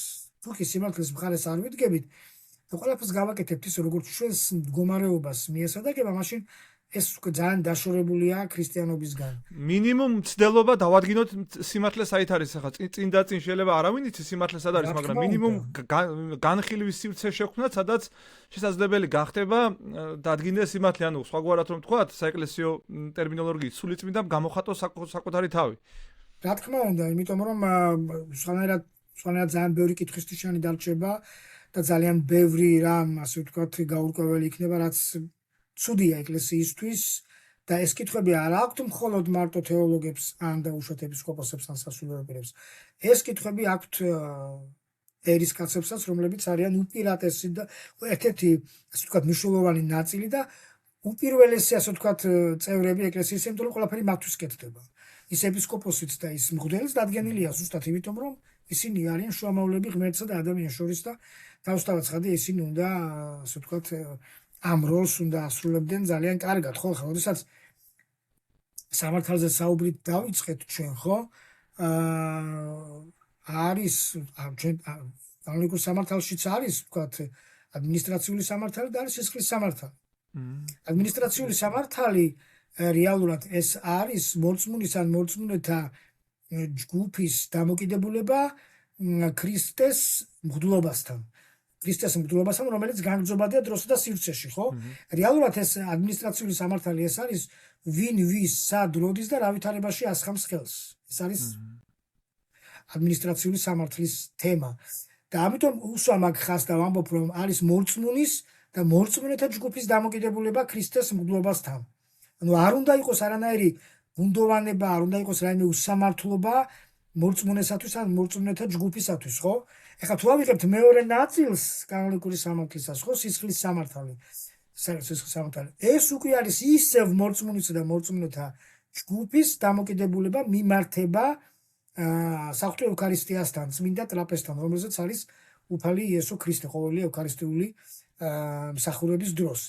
ეს ორი ნაწილი ერთმანეთთან არის ძალიან მჭიდრო კავშირში, ხო, ერთი თუ არის ადმინისტრაციული სამართალი, მეორე არის სისხლის სამართალი და ერთგანაც და მეორეგანაც მნიშვნელოვან როლს ყველაფერი კეთდება ერისკაცებისთვის, ანუ ადამიანებისთვის, უბრალო მორწმუნეებისთვის, რომლებიც არიან ეკლესიის წევრები და რომელთაც აქვთ სრული უფლება იმისა, რომ იცოდნენ ყველაფერი რა ხდება ეკლესიაში და აი მაგალითად ეხლა რომ ტარდებოდა პატრიარქის არჩევნები, თქვათ იქ დახურული სხდომა, დახურული სინოდი, არ შეუშვეს ჟურნალისტები და სასაცილო იყო ეს ყველაფერი, იმიტომ რომ ვისგან იყო დახურული, ან რატომ იყო დახურული და რა ხდებოდა იქ ისეთი, რომ თქვათ თუ ჩვენ მას დავინახავდით, ყველაფერი თქვათ სააშკაროზე გამოვიდოდა და რა უნდა გამოსულიყო სააშკაროზე, ხო? ჩვეულებრივი ღვთისმსახურის პროცედურა იყო და გაიყვანეს ჟურნალისტები და გაიყვანეს ხალხი ჟურნალისტების გაყვანის პარალელურად, იმიტომ რომ ჩვენ აღარ გქონდა იმის საშუალება, რომ თვალი გვედევნები და ამ არჩევნებისთვის. დათulis პროცედურაზე უფრო თუ არ ვწევი. სულ ერთი რა მნიშვნელობა აქვს, ყოფილიყო მთელი პროცესები გაშუქებული და ღია და გამჭვირვალე, ხო, ეგ ნორმალური. ტრადიციულადაც ესე იყო, მე მგონი, ხო? საზოგადოება მუდმივად ჩართულია ამ პროცესებში. აუცილებლად ასეც უნდა იყოს, ხო, ხა უძველეს ეკლესიაში თუ წავალთ ჩვენ იქ ხო ერი ირჩევდა, როდესაც გარდაიცვალებოდა ეპისკოპოსი, ეხა მას ვინ გამოირჩევდა, ხო? ჩამოდიოდნენ სამეზობლოების პრინციპი არსებობდა, სამეზობლოში მყოფი ეპისკოპოსები ჩამოდიოდნენ, რომლებიც ამ სამთავროს ემეზობლებოდნენ და ეს ეპისკოპოსები ერთად ირჩევდნენ კანდიდატებს და ევქარისტიული მსახურების დროს ესა თუ ის კანდიდატი სამგზის გამოყავდათ ერის წინაშე და ეკითხებოდნენ, უნდათ თუ არა ის თავის ეპისკოპოსად. და თუ კი ერი დაეთანხმებოდა სამგზისვე, რომ ეს უნდათ, მაშინ ის ხდებოდა ეპისკოპოსი და ხდებოდა ხელდასხმა ეპისკოპოსად ამ კანდიდატისა ამ ევქარისტიულ მსახურებაზე. ანუ სახალხოობა არსებობდა და საყოველთაობა არსებობდა, ანუ არ იყო ეს დახურული და არ იყო ეს დაფარული, ხო? აი ჩვენ თუ გავიხსენებთ რამოდენიმე წლის წინ იყო კოპტების პატრიარქის გამორჩევა იყო, ხო? და სამი ბურთულა ეგდო ესეთი მინის ყოლბა იყო სამი კანდიდატის სახელით. და პატარა ბავშვი მიდის თორსტები 10-11 წლის. და ის ჩაყოფს ხელს და ამოიღებს ამ ერთ-ერთ ბურთულას და მისი სახელიც იყო ის გახდა შემდგომ კოპტების პატრიარქი. აი ძალიან მარტივი და ძალიან უბრალო, ხო? აი ძალიან სასიამოვნო და ლამაზი საყურებელიც იყო ეს პროცესი, ხო? სულიწმინდის ვლენის ალბათ გარემოში. ხო, როდესაც ჩვენთან ეპისკოპოსები ამბობდნენ, რომ აი რასაც სულიწმინდა ინებებს, აი ვისაც სულიწმინდა გამოირჩევს. სულიწმინდა არ ირჩევს ეპისკოპოსს, ეპისკოპოსს ირჩევენ ეპისკოპოსები და უბრალოდ სულიწმინდა შემდგომ მას დაამტკიცებს ევქარისტიული მსახურების დროს. ეს არის და ეს პატრიარქის გამორჩევაც ხდება ეპისკოპოსების მიერ და სულიწმინდა არაფერს შუაში არ არის, გარდა იმისა, რომ უბრალოდ შემდგომ ის დაამტკიცებს ამას ევქარისტიული მსახურების დროს. ეს პრინციპი არის, ეს არის ანაბანო ჩვეულებრივი კანონიკური სამართლის, იმიტომ რომ ეკლესია გარდა იმისა, რომ არის ქარიზმატული, ამავე დროს არის უფრო მეტად უკვე დღეს ინსტიტუციური და შესაბამისად ეპისკოპატს განსაკუთრებული მნიშვნელობა ენიჭება და მის ქმედებას და ასევე ერისას, იმიტომ რომ ამ ერის გარეშე ეპისკოპატი ნამდვილად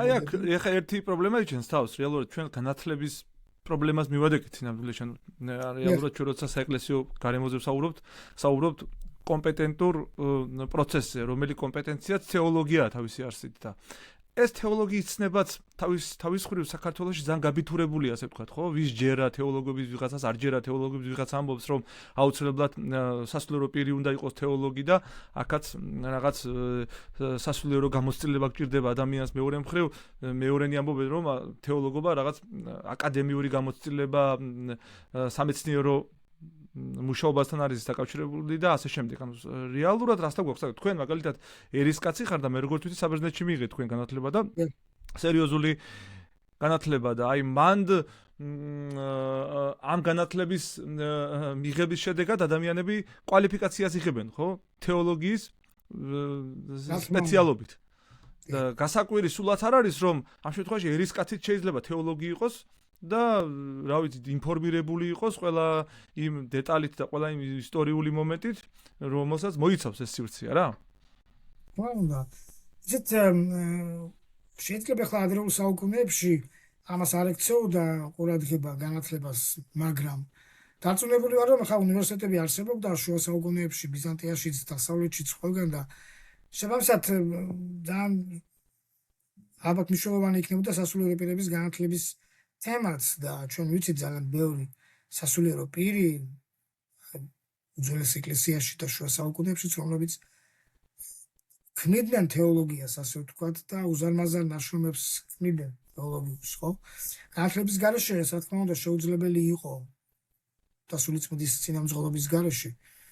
მაგრამ დღეს უკვე, როდესაც არის 21 საუკუნე, ალბათ ამას კიდევ უფრო მეტი მნიშვნელობა ენიჭება, იმიტომ რომ აი წარმოიდგინეთ, ძალიან ხშირად ამბობენ ხოლმე, რომ სასულიერო პირი არის სულის ექიმი. ადამიანის სულის ექიმი, ხო და აი თქვენ წარმოგიდგენიათ, რომ ისეთ ექიმთან მიხვიდეთ, რომელსაც თქვათ სამედიცინო განათლება არ ექნება. ნამდვილად არ მიხვალთ, ხო? და თქვენს სასულიერო პირთან ისურვებდით ისეთთან მისვლას, რომელსაც სასულიერო განათლება ექნებოდა იმ სულიერებასთან ერთად, რომლის გარეშეც ეს სასულიერო განათლება, საღვთისმეტყველო განათლება ნამდვილად არაფერი არ არის, იმიტომ რომ ერთი მეორეს არ გამორიცხავს, რა თქმა უნდა, და ჩვენ ხშირად გვინახავს არიან თეოლოგები, რომლებიც საერთოდ მოწყვეტილები არიან საეკლესიო რეალობას და ასე ვთქვათ, ძალიან განსხვავებული აზრებიც აქვთ ამა თუ იმ საკითხთან დაკავშირებით. აი მაგალითად ძალიან ხშირად აი როდესაც ჩვენ ისტორიული კონტექსტი ვახსენეთ კანონის და ვახსენეთ ამავე დროს თეოლოგია, ხო, რომელიც არ იცვლება ეს ისტორიული კონტექსტი შეიძლება შეიცვალოს ის ერთგვარი გარსია ამ კანონის, ხო, რომელიც ისტორიული კონტექსტიდან არის გამომდინარე, მაგრამ თეოლოგიური ნაწილი უცვლელია, ეს დიაქრონულია.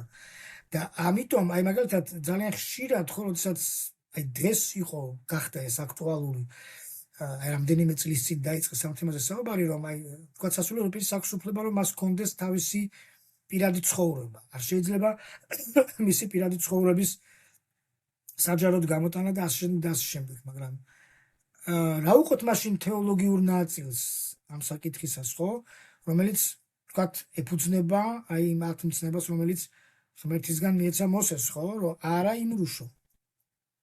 ცხადად წერია, როდესაც თქვა ეპისკოპოსზე, მღვდელზე ან ზოგადად დიაკვანზეა საუბარი, თქვა იქ მისი ცხოვრების სიწმინდეზეა საუბარი, რომ მან თქვა არ უნდა იმრუშოს. ეს ზუსტად თეოლოგიური ნაწილია იმისა, რომ თუ კი ის ამგვარ ზნეობრივ ცდომილებას ჩაიდეს, ის უნდა განეკეთოს და ასე ვთქვათ, წავიდეს დატოვოს სასულიერო პირობა. ეს არ არის საეკლესიო ეკონომია არ მუშაობს, ხო? ამ შემთხვევაში არ არსებობს. რაღაც აკრებიული წესდებები გვაქვს, რომელიც ხო. ხო, აი ხა მაშინ პავლე მოციქულიც ამბობს, რომ თუ კი ხედავ რომ შენი მოყვასი სტუდენტს ხო მიდი და ამხილე, თუ არ შეისმინა შემდგომ 2-3 ადამიანთან და თუ მაშინაც მაშინ კრებულის წინაშე ამხილე, ხო? ესე იგი შენ ამხელ მას მისი პირადი ცხოვრებიდან გამომდინარე, ხო? თქვა შენ ხომ თქვა ეს მისი პირადი ცხოვრებაა და თუ კი არ შეიძლება მისი გასაჯაროება, მაშინ პავლე მოციქული რატომ ამბობს ამას, რომ მისი პირადი ცხოვრება ისე უნდა ბრწყინავდეს ერის წინაშე, როგორც თქვა სანთელი ანათებს, ხო, თქვა რაც უფრო მაღალ დადებს სანთელს, მით უფრო დიდია მისი ნათელი, ხო, და რაც უფრო ამაღლებულია სასულიერო პირი, მით უფრო მეტად ანათებს ის და უფრო საუკეთესო მაგალითია ის ერისკაცებისთვის და თუ კი ასე ვთქვათ, ჩვენ დავიწყებთ იმის საუბარს, რომ ვთქვათ, მას პირადი ცხოვრება აქვს თავისი და რასაც უნდა იმას გააკეთებს და ჩვენ არ გვაქვს ვთქვათ უფლება, რომ ამის გამო ის დავსაჯოთ, ეს უკვე ყველანაირ ნორმას ცდება კანონიკური სამართლისას და ამას ვთქვათ, კარგი შედეგი არასოდეს არ მოყვება. ანუ ამ გაგებით მაღალი იერარქს პირადი ცხოვრება ვერ ექნება კანონებიდან გამომდინარე. განლებიდან გამომდინარე ვერ ტრადიციიდან ექნება, გამომდინარე. თუ კი ჩვენ დაუშვებთ იმას, რომ ეს მისი პირადი ცხოვრებაა და თავისუფლება აქვს თქვათ და როგორც უნდა ისე იცხოვრებს, მაშინ იგი როგორი მაგალითის მიმცემი იქნება ერისათვის, ხო? თუ კი თვითონ არ იცხოვრებს წმინდად. და საბოლოო ჯამში გოჩა რა მაინტერესებს, ანუ სასულიერო პირობა იმთავითვე ტოლობას ნიშანს swams თუ არა მის კომპეტენციასთან, ანუ იმთავითვე უდრის თუ არა სასულიერო პირი თეოლოგობის კვალიფიკაციას. მას აკადემიური განათლება არა აქვს, ინტელექტუალური დაუშვათ არა აქვს მნიშვნელობა თქვა თეოლოგიური განათლება. კი ბატონო, არ აქვს მნიშვნელობა თეოლოგიური განათლება შეიძლება არ ქონდეს, მაგრამ თქვა მისი გამოცდილებითი ცხოვრება იძლევა იმის შესაძლებლობას, რომ ის საკმაოდ მაღალი დონის თეოლოგი იყოს. ხო, ხა ესე წმინდა წყლის თეოლოგიური სასწავლებელი არც ძველ მამებს არ ქონდათ დამთავრებული, თქვა ფილოსოფიურ სკოლებს ამთავრებდნენ, მაგრამ როგორი თეოლოგიური დაშრომები ქონდათ, ხო? რომელიც დოგმატურია თავის შინაარსთან, კანონიკური ან ზნეობრივი ან სულ ერთია, ხო? თქვა ეკლესია არასოდეს დარგებად არ ყოფდა თეოლოგიას, ხო? ერთი მამის ერთ სიტყვაში ჩვენ ნახავთ ყველაფერს: ტრიადოლოგიას, ეკლესიოლოგიას, სოტიროლოგიას, ქრისტოლოგიას, ზნეობრივ ცხოვრებას, ქრისტიანებისას, ნუ აბსოლუტურად ყველაფერს. თორე არ შეიძლება ანუ განსწავლულობა მოეთხოვება, ასე ვთქვათ, და არა კომპეტენცია. განსწავლულობა ფართე გაგებით, ასე ვთქვათ, ხო? განსწავლულობა ფართე გაგებით. როდესაც ახლა დიპლომებზე ატყდა თელი რაღაც ირონიული ღიმილის გამომწვევი იყო ეს, ხო? ახლა როგორ შეიძლება რომ ვთქვათ, როდესაც უკვე ადამიანი ეპისკოპოსად არის გამორჩეული, შემდგომ პატრიარქად არჩევნებისთვის მას კიდევ სხვა პირობებს უყენებ, ასე ვთქვათ, იმისთვის რომ ის მან დააყენოს თავი კანდიდატად. ხო, მე საბერძნეთის ეკლესიის დებულებას ვკითხულობდი რამდენიმე დღის წინ და ამ ადგილზე, ესე იგი, პირობები, ვთქვათ, საეპისკოპოსო კანდიდატს მოეთხოვება, კი. ვთქვათ, რომ ის უნდა იყოს 35 წლის და მეტი ასაკის, რომ ის უნდა იყოს სულიერი, გამოცდილებითი ცხოვრება უნდა ქონდეს, რამდენიმე წლიანი საეკლესიო 5 თუ 7 წელი არ ვიცი ეპისკოპოსობის და ეროვნებით უნდა იყოს ბერძენი ან საბერძნეთის მოქალაქე. ჩვენთან მარტო ქართველი წერია და არ შეიძლება მაგალითად რომ არა ქართველი გახდეს საქართველოს პატრიარქი. როგორ შეიძლება პავლე რა არის, აღარც იუდეველი, აღარც წარმართი, ხო? ყველა ერთნი ვართ ქრისტეში, ხო? აი საქართველოს ეკლესიის დებულებით ეს დარღვეულია ძალიან, ხო და ეს არის ეპისკოპოსზე დადგენილი. იქ თეოლოგიური განათლებაც წერია. ეს დადგენილია ეპისკოპოსზე პირ, მაგრამ როდესაც უკვე ჩვენ გადავდივართ არქიეპისკოპოსის გამორჩევაზე, ანუ კანდიდატად დაყენებას, იქ უკვე აღარანაირი პირობები აღარ. და მე ერთ სატელევიზიო გამოსვლაში ეს ვთქვი კიდეც, რომ ადამიანი არის ეპისკოპოსად ნაკურთხი, უკვე ეს არის სრული და სავსე ეპისკოპოსი თავის ეპისკოპოსის მადლში და ასე ვთქვათ ნიჭში, ხო? როგორ შეიძლება მას არ მიცე უფლება რომ გახდეს პატრიარქი? ნებისმიერი ეპისკოპოსი პოტენციური პატრიარქია. ნებისმიერ ეპისკოპოსს შეუძლია გახდეს პატრიარქი. იმას რაღა პირობები უნდა წაუხენო, ის უკვე ეპისკოპოსად არის ნაკურთხი. თუ კი მაშინ ეპისკოპატმა, ანუ სინოდმა და პატრიარქმა საჭიროდ ჩათვალეს, რომ აი ვთქვათ მეუფე ესაია ეკურთხებინათ ეპისკოპოსად, რაღა დამაფრკოლებელი რამ შეიძლება არსებობდეს იმისათვის, რომ მან მონაწილეობა მიიღოს საპატრიარქო არჩევნებში. აღარავით არის.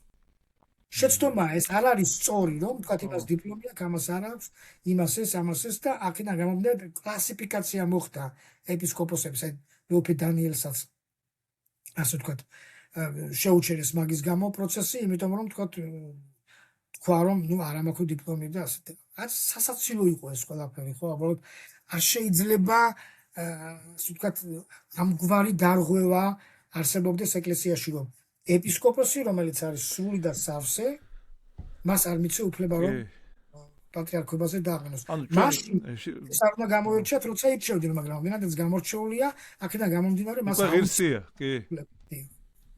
ანუ შესაძლოა ჩვენ არ ვსაუბრობთ რაღაც რატომ უკაცრავად რატომ? იმიტომ რომ ყველა ეპისკოპოსი თანასწორია. პატრიარქი იქნება ის თუ ეპისკოპოსი იქნება რომელიმე ეპარქიის მეთაური, ერთი და იგივეა, ანუ თანასწორნი არიან ისე.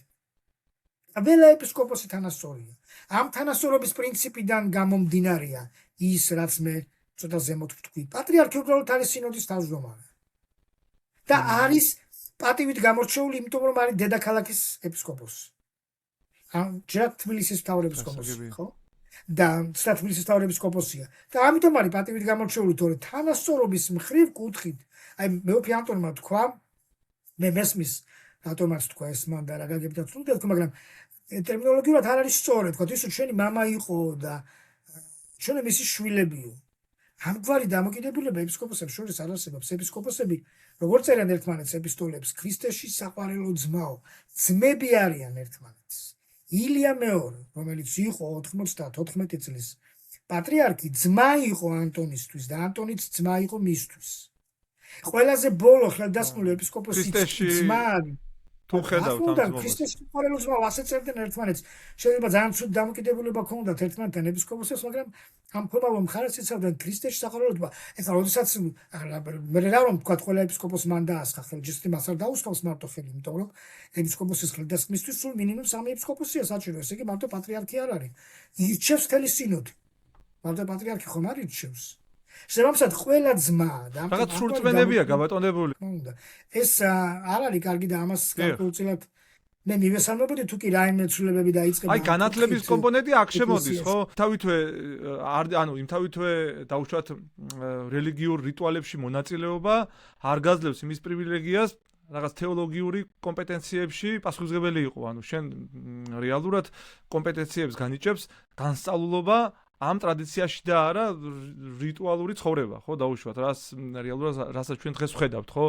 ანუ ყველა ადამიანი, ვინც ამა თუ იმ ფორმით ჩართულია რელიგიურ ცხოვრებაში, ყველა რაღაცნაირად აზრის გამოხატვის და კაცრად პოზიციების დაფიქსირების უფლებას აძლევს საკუთარ თავს, რაც საერთო ჯამში ქაოსს იწვევს ამ სივრცეში და ეს საბოლოო ჯამში არ არის ნორმალური, ხო? საბოლოო ჯამში იკარგება საღი აზრი, კომპეტენტური აზრი რა.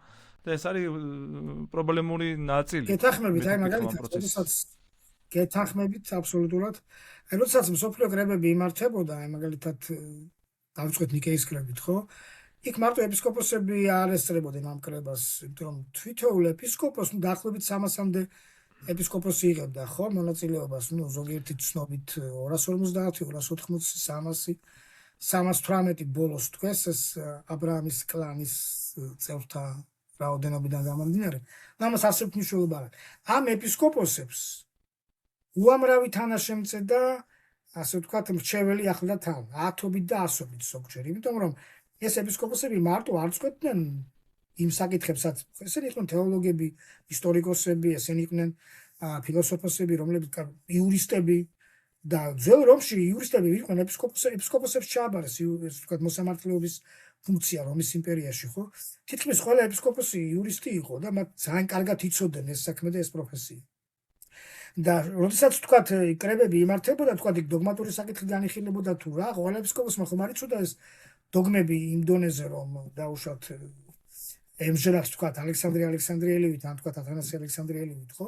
ამიტომ მათ უამრავი მრჩევლები ყავდა, თეოლოგები, ფილოსოფოსები, რომლებიც მათ თქვათ სათვამებს შორის სამუშაოები მიდიოდა იქ თქვათ საუბრობდნენ, ხო?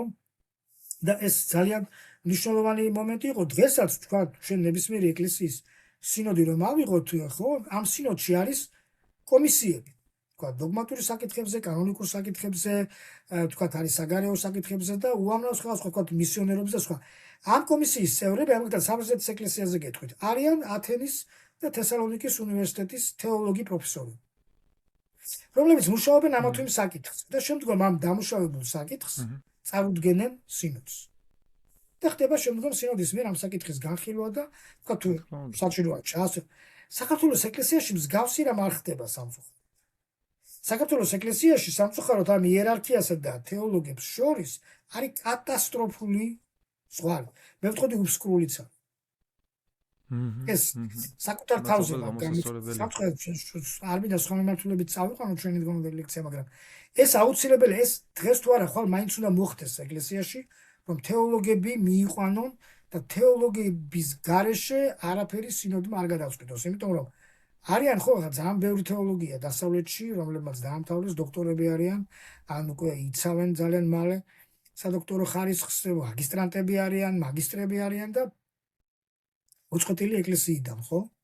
არ შეიძლება მარტო მნიშვნელოვანია, ცოდნის ურთიერთგაზიარება მნიშვნელოვანია გამოცდილების ცოდნის. ხო, სხვა სპეციალობით არიან, თქვათ, არიან ქრისტიანული ეთიკის, არიან დოგმატიკის, არიან დაუშვათ ეკლესიოლოგიის და სხვადასხვა სპეციალობებით არიან უკვე უახლესი ისტორიის საქართველოს ეკლესიის და ნუ აი რამდენი ერთი ვთქვა ხო პატრისტიკა და ამ შემდეგ არაფრად არ აგდებენ ეს კატასტროფული შედეგი ექნება ამას საქართველოს ეკლესიისათვის ხო ახლა ერთი დაუშვათ სასულიერო სემინარია და აკადემია რომ სადაც არც ერთ პროგრამას აკრედიტაცია არ აქვს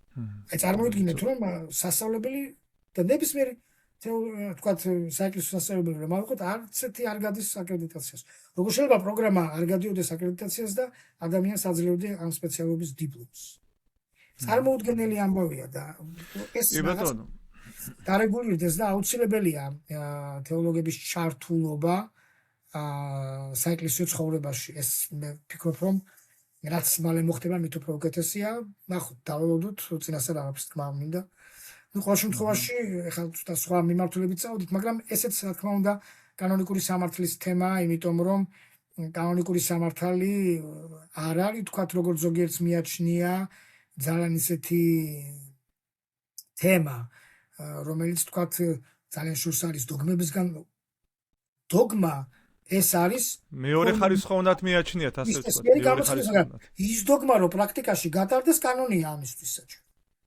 თორე ის დოგმა პრაქტიკაში არ გატარდება რა თქმა უნდა შინაარსობრივ კავშირში კანონი იცავს კანონი საეკლესიო კანონი იცავს იმ დოგმას იმისგან რომ მას რაიმე ზიანი არ მიაყენოს გარე ძალებმა ხო ის რაც საფრთხე ექმნება ეკლესიას გარდა შემოსად რატო უწოდებენ მაგალითად კანონიკურ სამართალს თეოლოგიის მათემატიკას იმიტომ რომ ზუსტი მეცნიერებისავით არის კანონიკური სამართალი ეკლესიაში და აი ჩვენ ახლა რომ წავიდეთ მაგალითად კათოლიკურ სასწავლებლებში უნივერსიტეტებში ყველას დიდი კათედრა ყველგან არის კანონიკური სამართლის ну ხო იქ დახვეწილია თქო სხვა მიმართულებით წავიდა კანონიკური სამართალი მაგრამ საკმაოდ დახვეწილი საკმაოდ მაღალი დონისაა ხო ახლა მართლმადიდებელი ეკლესიას სხვა გზა აირჩია და თქო ეს გზა არის დღესაც მაგრამ შემთხვევაში ჩვენ წავალთ მართლმადიდებლურ უნივერსიტეტებში და იქაც ნახავთ რომ საკმაოდ ძლიერი კათედრებია კანონიკური სამართლის და საკმაოდ დიდ ყურადღებას აქცევენ ამ დარგს. ამიტომაც არის რომ თქვათ მათი გადაწყვეტილებები არის მაგალითად ჩვენ თავრობ კანონიკური სამართალი განვითარებული ყოფილიყო და თქვათ ეპისკოპოსებს ცოდნოდათ ეს დარგი ხო? მაგალითად ასეთი წერილი არ გაიგზავნებოდა კრეტის კრებაზე რომ აი შერეული ქორწინება ეს არის დოგმატური ცდომილებაო. აი ესეთი წერილი გაიგზავნა, ეს წერილი დაიბეჭდა კიდეც და ყველამ ნახა მაშინ Facebook-ზეც და ზოგადად სოციალურ ქსელებშიც. მიზეზი რატომ არ წავიდა საქართველოს ეკლესია ამ კრებაზე იყო ის რომ ამ კრებამ მიიღო შერეული ქორწინებები, რომელიც შერეული ქორწინებებიც არის დოგმატური ცდომილება. სასაცილო ამბავი იყო, ხო, ეს ვიღაცამ რომელიღაცა ეპისკოპოსთა გუნდმა დაწერა ეს წერილი და პატრიარქის სახელით პატრიარქი ამას ნამდვილად არ გააგზავნიდა ამ შინაარსის წერილს ამაში დარწმუნებული ვარ, უბრალოდ რაღაც ეპისკოპ რომლებმაც ურჩიეს ამ კრებაზე არ წასვლა, დაწერეს აი ეს წერილი და გააგზავნეს კრეტის კრებაზე. აი რა დოგმატური შინაარსის არის მაგალითად შერეული ქორწინება, ხა როდესაც ბალსამონი შერეულ ქორწინებებს ზოგადად გამარტავს, იქ წერს რომ ყველაზე მეტად ამ საქმეში გაწაფულები ქართველი მეფეები იყვნენ, იბერიის მეფეები იყვნენ, რომლებიც თავიანთ ასულებსო მიაღწევებდნენო მუსულმანებსო და თქვათ ჩვეულებრივ ჯვრისწერა ხდებოდაო და ასეთი ხო ახლა წარმოიდგინეთ როდესაც ასეთი გამოცდილების ქვეყანაა და ამ დროს ეს ამ ქვეყნის შთამომავლები მიიჩნევენ რომ შერეული ქორწინება თუმცა კათოლიკებმა და მართლმადიდებლებმა რომ იქორწინონ ერთმანეთში არ შეიძლება ჯვრისწერის საიდუმლოს ჩატარება და რო ვკითხო რატომ ვერ გეტყვიან აი დიპასუხებენ იმას რომ თქვათ ეს არის დოგმატური კანონ დარღვევა. არ შეიძლება ასეთი რამის გაკეთება. მაგალითად დოგმატური, რა თქმა უნდა, კანონები დოგმატური შინაარსსაც არსებობს, ხო? აი მაგალითად ჩვენ ავიღებთ მერვე კანონს პირველი მსოფლიო კრებისას, დოგმატურია თავის შინაარსით, რომ ერთ ქალაქში ერთი ეპისკოპოსია. არ შეიძლება ორი ეპისკოპოსი. მაგრამ ახლა უყურეთ, აი მოიტანა ახლა ამ სიტყვამ და ჩვენ მოსაკრეს ახლა შეიძლება დღეს უკვე აქტუალური აღარ არის, იმიტომ რომ უკვე მოხდა ყველაფერი, მაგრამ რეალურად ორი ეპისკოპოსი იჭდა ქალაქში, თბილისში. პატრიარქი და მოსახლე. ეს არის უხეში დარღვევა ნიკეის პირველი მერვე კანონის. ორი ეპისკოპოსი იჭდა. მეტი ძის საქართველოს ეკლესიაში ქორეპისკოპოსები. რამდენი ქორეპისკოპოსი ხავს? 4 თუ 5. 6 ეპისკოპოსი გამოდის თბილისში როზის. ეს არის წარმოუდგენელი ცდომილება დოგმატური დონის. აი როდესაც ჩვენ ეპისკოპოსისა და მისი ადგილობრივი ეკლესიის ურთიერთობაზე საუბრობთ, ეს ურთიერთობა არის ორგანული. ორგანული კავშირი არსებობს. ისეთი როგორც მეუღლეებს შორისაც. თუ ხომ არ შეიძლება რომ ერთ ცოლს ხავდეს რამდენიმე ქმარი. ასევე არ შეიძლება რომ ერთ ადგილობრივ ეკლესიას რამდენიმე თავი ყავდეს, ხო? აი, როდესაც ჩვენ ვამბობთ, რომ აი გარდაიცვალა ეპისკოპოსი, თქვა და გარდაიცვალა პატრიარქი და დაქრუებულია. რატო ვამბობთ ტერმინს, რომელიც მეუღლეობრივ ურთიერთობებს მიემართება? იმიტომ რომ ასეთი ტიპის ურთიერთობაა ეპისკოპოსი და მის ადგილობრივ ეკლესიას შორის ორგანული კავშირი არსებობს. და ამიტომ არ ვამბობთ რომ დაცარიელებულია, არა ვამბობთ რომ დაქრვიდა სანამ ახალ ეპისკოპოსს გამოირჩევა. ამიტომ ამგვარი საკითხები არის ძალიან მნიშვნელოვანი, ხო? რომ ეს ეკლესია უნდა გაითვალისწინოს, ეს ირღვევა უკვე რამდენიმე აწლეულია საქართველოს ეკლესიაში, იმიტომ რომ ქორეპისკოპოსის ინსტიტუტი უკვე მე-5 საუკუნიდან აღარ არსებობს. დღეს არსებობს დამხმარე ეპისკოპოსების, ანუ ვიკარიოსი ეპისკოპოსების ინსტიტუტი ყველგან. ვიკარიოსი ეპისკოპოსი თბილისში რამდენი დაждდეს, იმიტომ რომ ის ეპისკოპოსები არიან უეპარქიო ეპისკოპოსები, ისინი უბრალოდ ეხმარებიან ადგილობრივ ეპისკოპოსს, პატრიარქს. მათ არ აქვს ხელდასხმის უფლება. თუკი პატრიარქმა, ანუ ეკლესიის თავმა არ მიცა მათ ამის უფლება. ეპისკოპოსია ჩვეულებრივი, მაგრამ არის ვიკარიოსი, ანუ დამხმარე ეპისკოპოსი. რომელიც ზუსტად აი მაგალითად თბილისის საკმაოდ დიდი ქალაქია და პატრიარქს კი უნდა ყავდეს 6-8 ქორეპისკოპოსი, ქორეპისკოპოსი აღარ არის უკვე ვიკარიოსი ეპისკოპოსი, რომელიც მას დაეხმარება ამ თბილისის უეპარქიო ეპისკოპოსი, ანუ ვისაც არ აქვს პასუხისმგებლობა ცალკე. სინოდის წევრებიც არ არიან. აი ეგ მნიშვნელოვანი დეტალია ხო? ყველა ეკლესიაში ასია დამხმარე. ეს ხას უსვამს პასუხისმგებლობას ასევე, ხო? რომლის მიხედვითაც ეპარქიის მქონე მღვდელმთავარი მისი ეპარქიის მიმართ უნდა იყოს ვალდებული და დაკავებული უნდა იყოს მის საქმიანობით. რა თქმა უნდა, მაგალითად ასევე ძალიან დიდი ქალაქია ქუთაისიც, ხო? თქვა ბათუმი, მას შეიძლება ყავდეს 2 ვიკარიოსი. ბათუმის მიტროპოლიტს, ხო?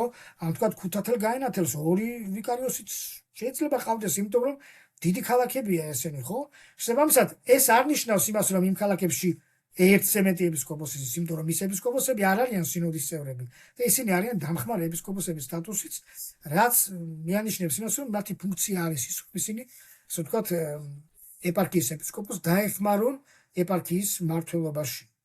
ამიტომ ეს მოძველებული ფორმები, მე არ ვიცი რატომ დარჩა საქართველოს ეკლესიაში, ეს სასწრაფოდ უნდა შეიცვალოს, რომ ეს კანონიკური წყობა, ეს კანონიკური წესრიგი აღდგეს საქართველოს ეკლესიაში და იყოს ისე, როგორც ამას კანონები ზოგადად განაჩინება. ხო.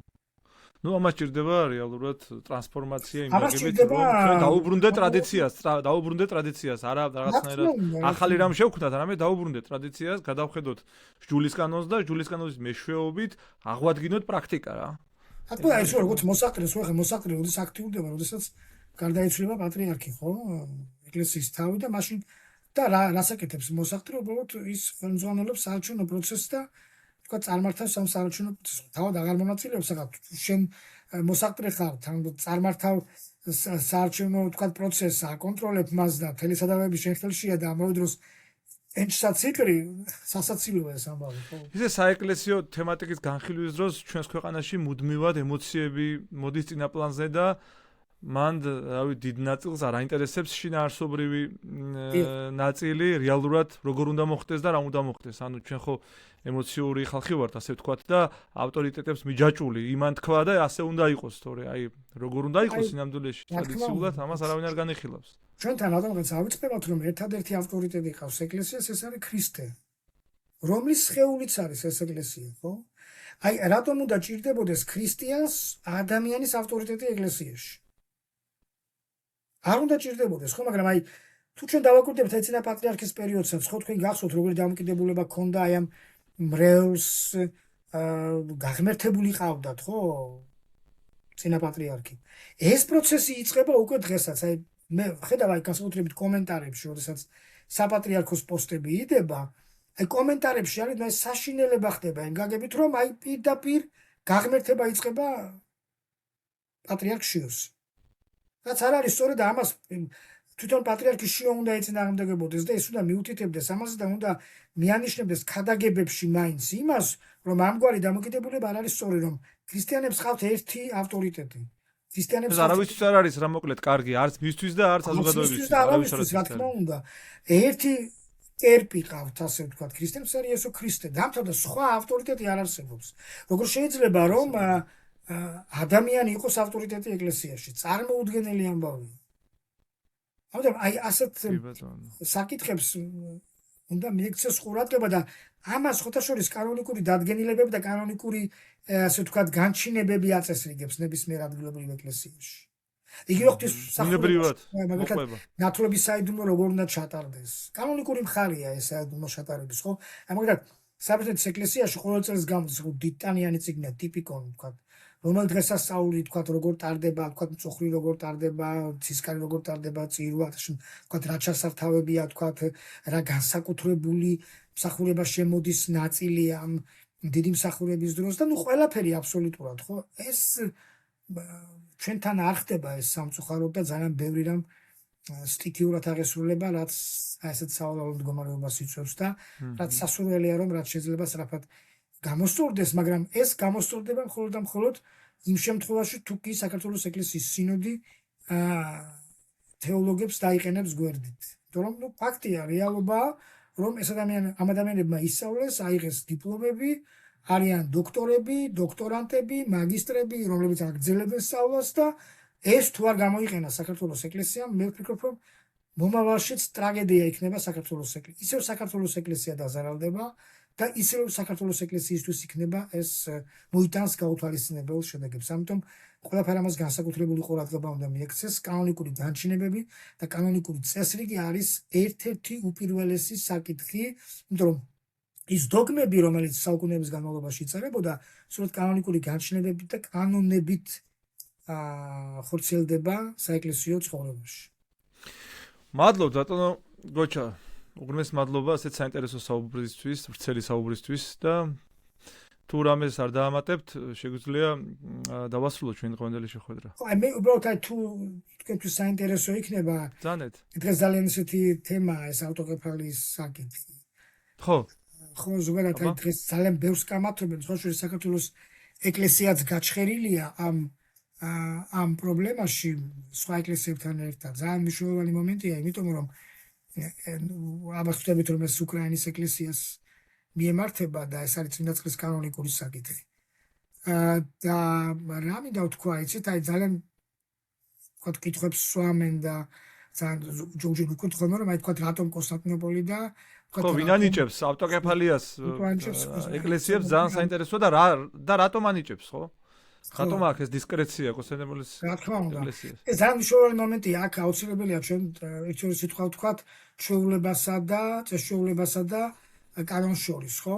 აი მაგალითად უძველეს ეკლესიაში ჩვეულებით იმართებოდა ეკლესია, რაღაც ჩვეულება, რომელიც დროში და ასე ვთქვათ, ერთგვაროვნად მეორდება სულ წლებისა და ათწლეულების განმავლობაში და ეს ჩვეულება არის ის, რაც რეალურად საეკლესიო გამოცდილებით ცხოვრებას წარმოადგენს, ხო? აი მაგალითად თუ ჩვენ ნახავთ პირველი მსოფლიო კრების მე-6 კანონს, ის ასე იწყება, რომ ძველი ჩვეულება იყოს ალექსანდრიის ეკლესიაში. ძველი ჩვეულება იყოს პენტაპოლისში, ლიბიასა და ეგვიპტეში, რომ ალექსანდრიის ეპისკოპოსის იურისდიქცია იყოსო იქო.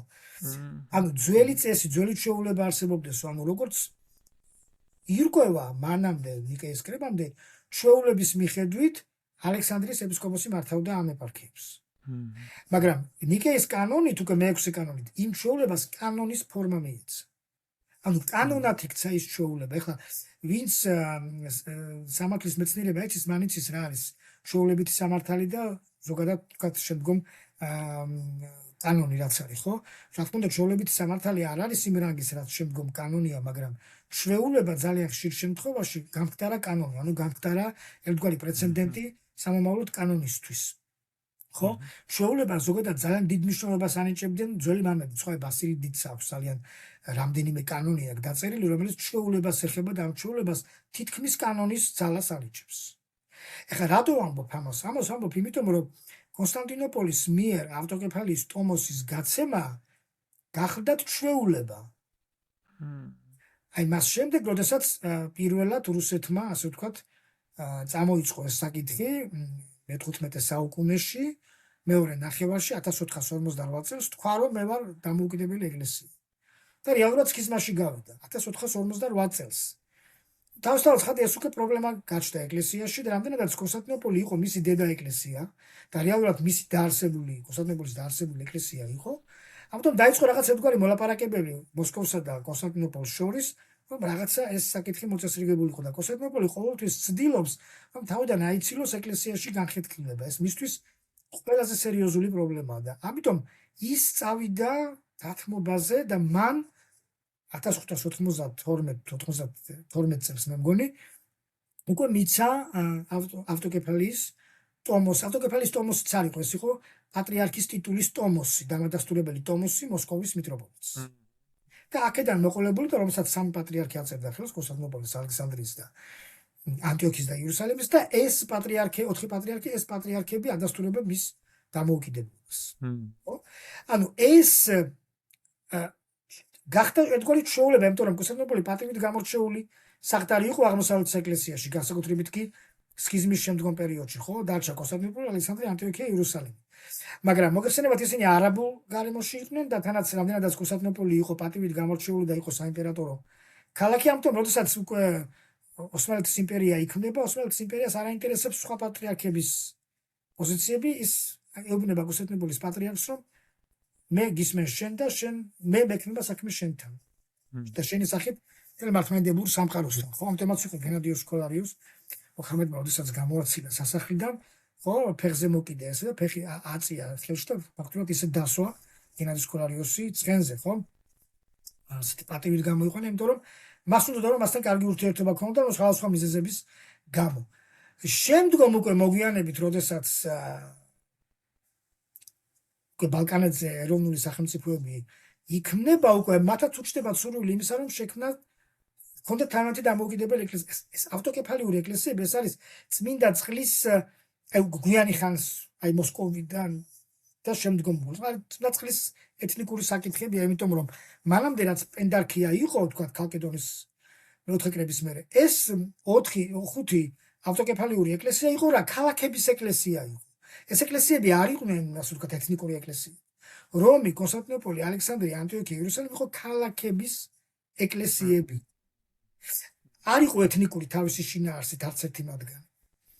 მერე უკვე მოგვიანებით, ხო, უკვე ეთნიკური ნიადაგზე შექმნილმა სახელმწიფოებმა ისურვეს უკვე თავიანთი და ალბათ ბუნებრივიც იყო, ხო? ეს პოლიტიკური პროცესი მოყვა თან ამასობაში. რა თქმა უნდა, იმიტომაც არის ერთ-ერთი პირობა არის ის, რომ თქვა შეუძლია საერთოდ პოლიტიკურმა ლიდერმა მიმართოს კონსტანტინოპოლის პატრიარქს.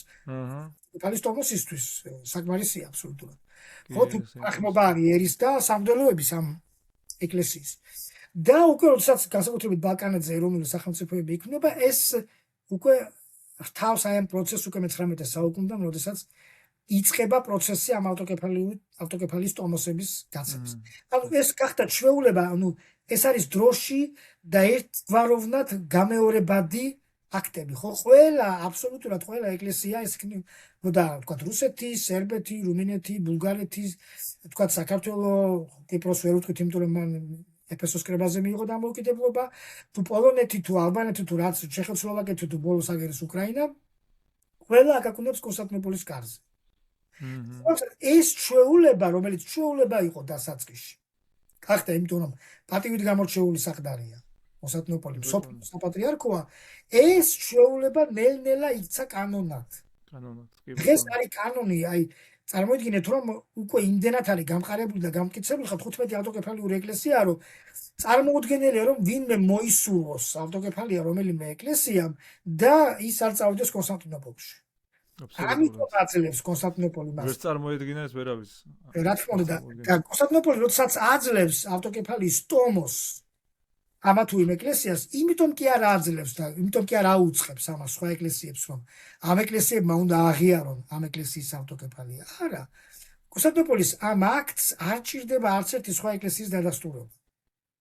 თუ კი კონსტანტინოპოლის ამ აქტებს დაჭირდებოდა სხვა ეკლესიების მხრიდან დადასტურება და თანხმობა, მაშინ გამოდის, რომ კონსტანტინოპოლის ნებისმიერი აქტი იქნებოდა არასრული და არასრულყოფილი.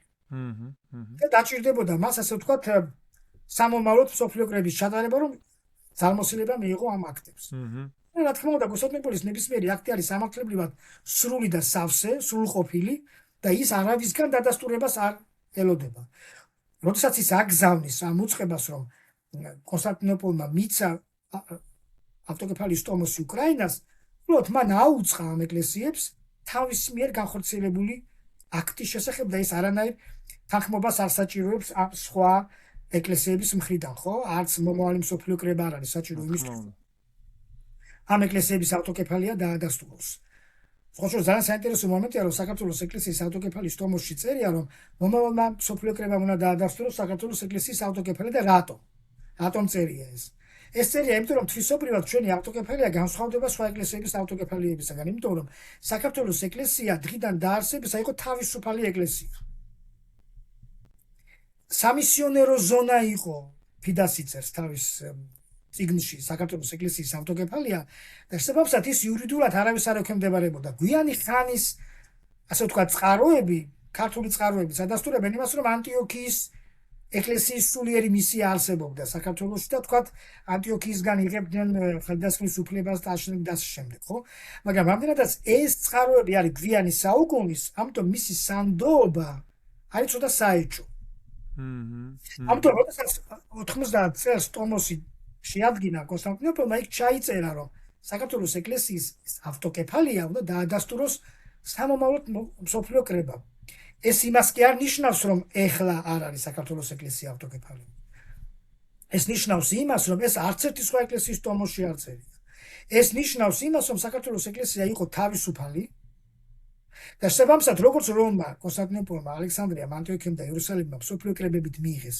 ავტოკეფალია დამტკიცდა მსოფლიო კრებების ოქმებით მათი ავტოკეფალია ასევე უნდა დამტკიცდეს საქართველოს ეკლესიის ავტოკეფალიაც მიუხედავად ამისა საქართველოს ეკლესია დღეს ავტოკეფალიური ეკლესიაა რა თქმა უნდა და ის ასე ვთქვათ სრულად ფლობს ამ თვისებას რაც ნებისმიერ ავტოკეფალიური აი ამის გამო ზუსტად რომ ეს ჩვეულება იყო რომ ყველა აკაკუნებდა კონსტანტინოპოლის კარზე ფანარის კარზე ავტოკეფალიისთვის ეს ჩვეულება გახდა დღეს კანონი და ყველას ვთქვათ სამომავლოდაც თუ კი რომელიმე ეკლესია დამოუკიდებელი სახელმწიფო შეიქმნება და მას მართლმადიდებელი ეკლესია ეყოლება და ამ მართლმადიდებელი ეკლესიის მრევლიც და დაუშვათ ერიც იქნება იმის მოსულნე რომ მათი ეკლესია გახდეს ავტოკეფალიური ისინი მიმართავენ აუცილებლად კონსტანტინოპოლის პატრიარქს ბუნებითი უფლებაა ეს დაუშვათ ესეთი საზოგადოების ბუნებითი უფლებაა რა თქმა უნდა ბუნებითი უფლება და ამაში უკვე დღეს გასაკვირი აღარაფერი აღარ არის იმიტომ რომ აი ისტორიულმა კონტექსტმა მოიტანა და კონსტანტინოპოლმა დაიწყო ამ ტომოსების გაცემა მანამდე ხო ეს არ ხდებოდა მაგრამ როგორც კი აი რა არის კანონი და წეგან რომ ახსენეთ კონტექსტუალობა ისტორიული და თეოლოგია თეოლოგიურითაც გამართულია ეს წესი კანონი და ისტორიული კონტექსტუალობითაც მოიტანა ისტორიულმა კონტექსტუალობამ ეს და ნებისმიერ ეკლესია ხდება ავტოკეფალიური თუ კი კონსტანტინოპოლი ამას ჩათვლის საჭიროდ და ყველანაირი პირობა დაგმაყოფილებელი იქნება მისი ავტოკეფალურობისათვის კი ბატონო ეს ასეა კეთილი ძალიან საინტერესო დიდი მადლობა თქვენ და დამემშვიდობები ასევე ჩემს მაყურებელს მომავალ შეხვედრამდე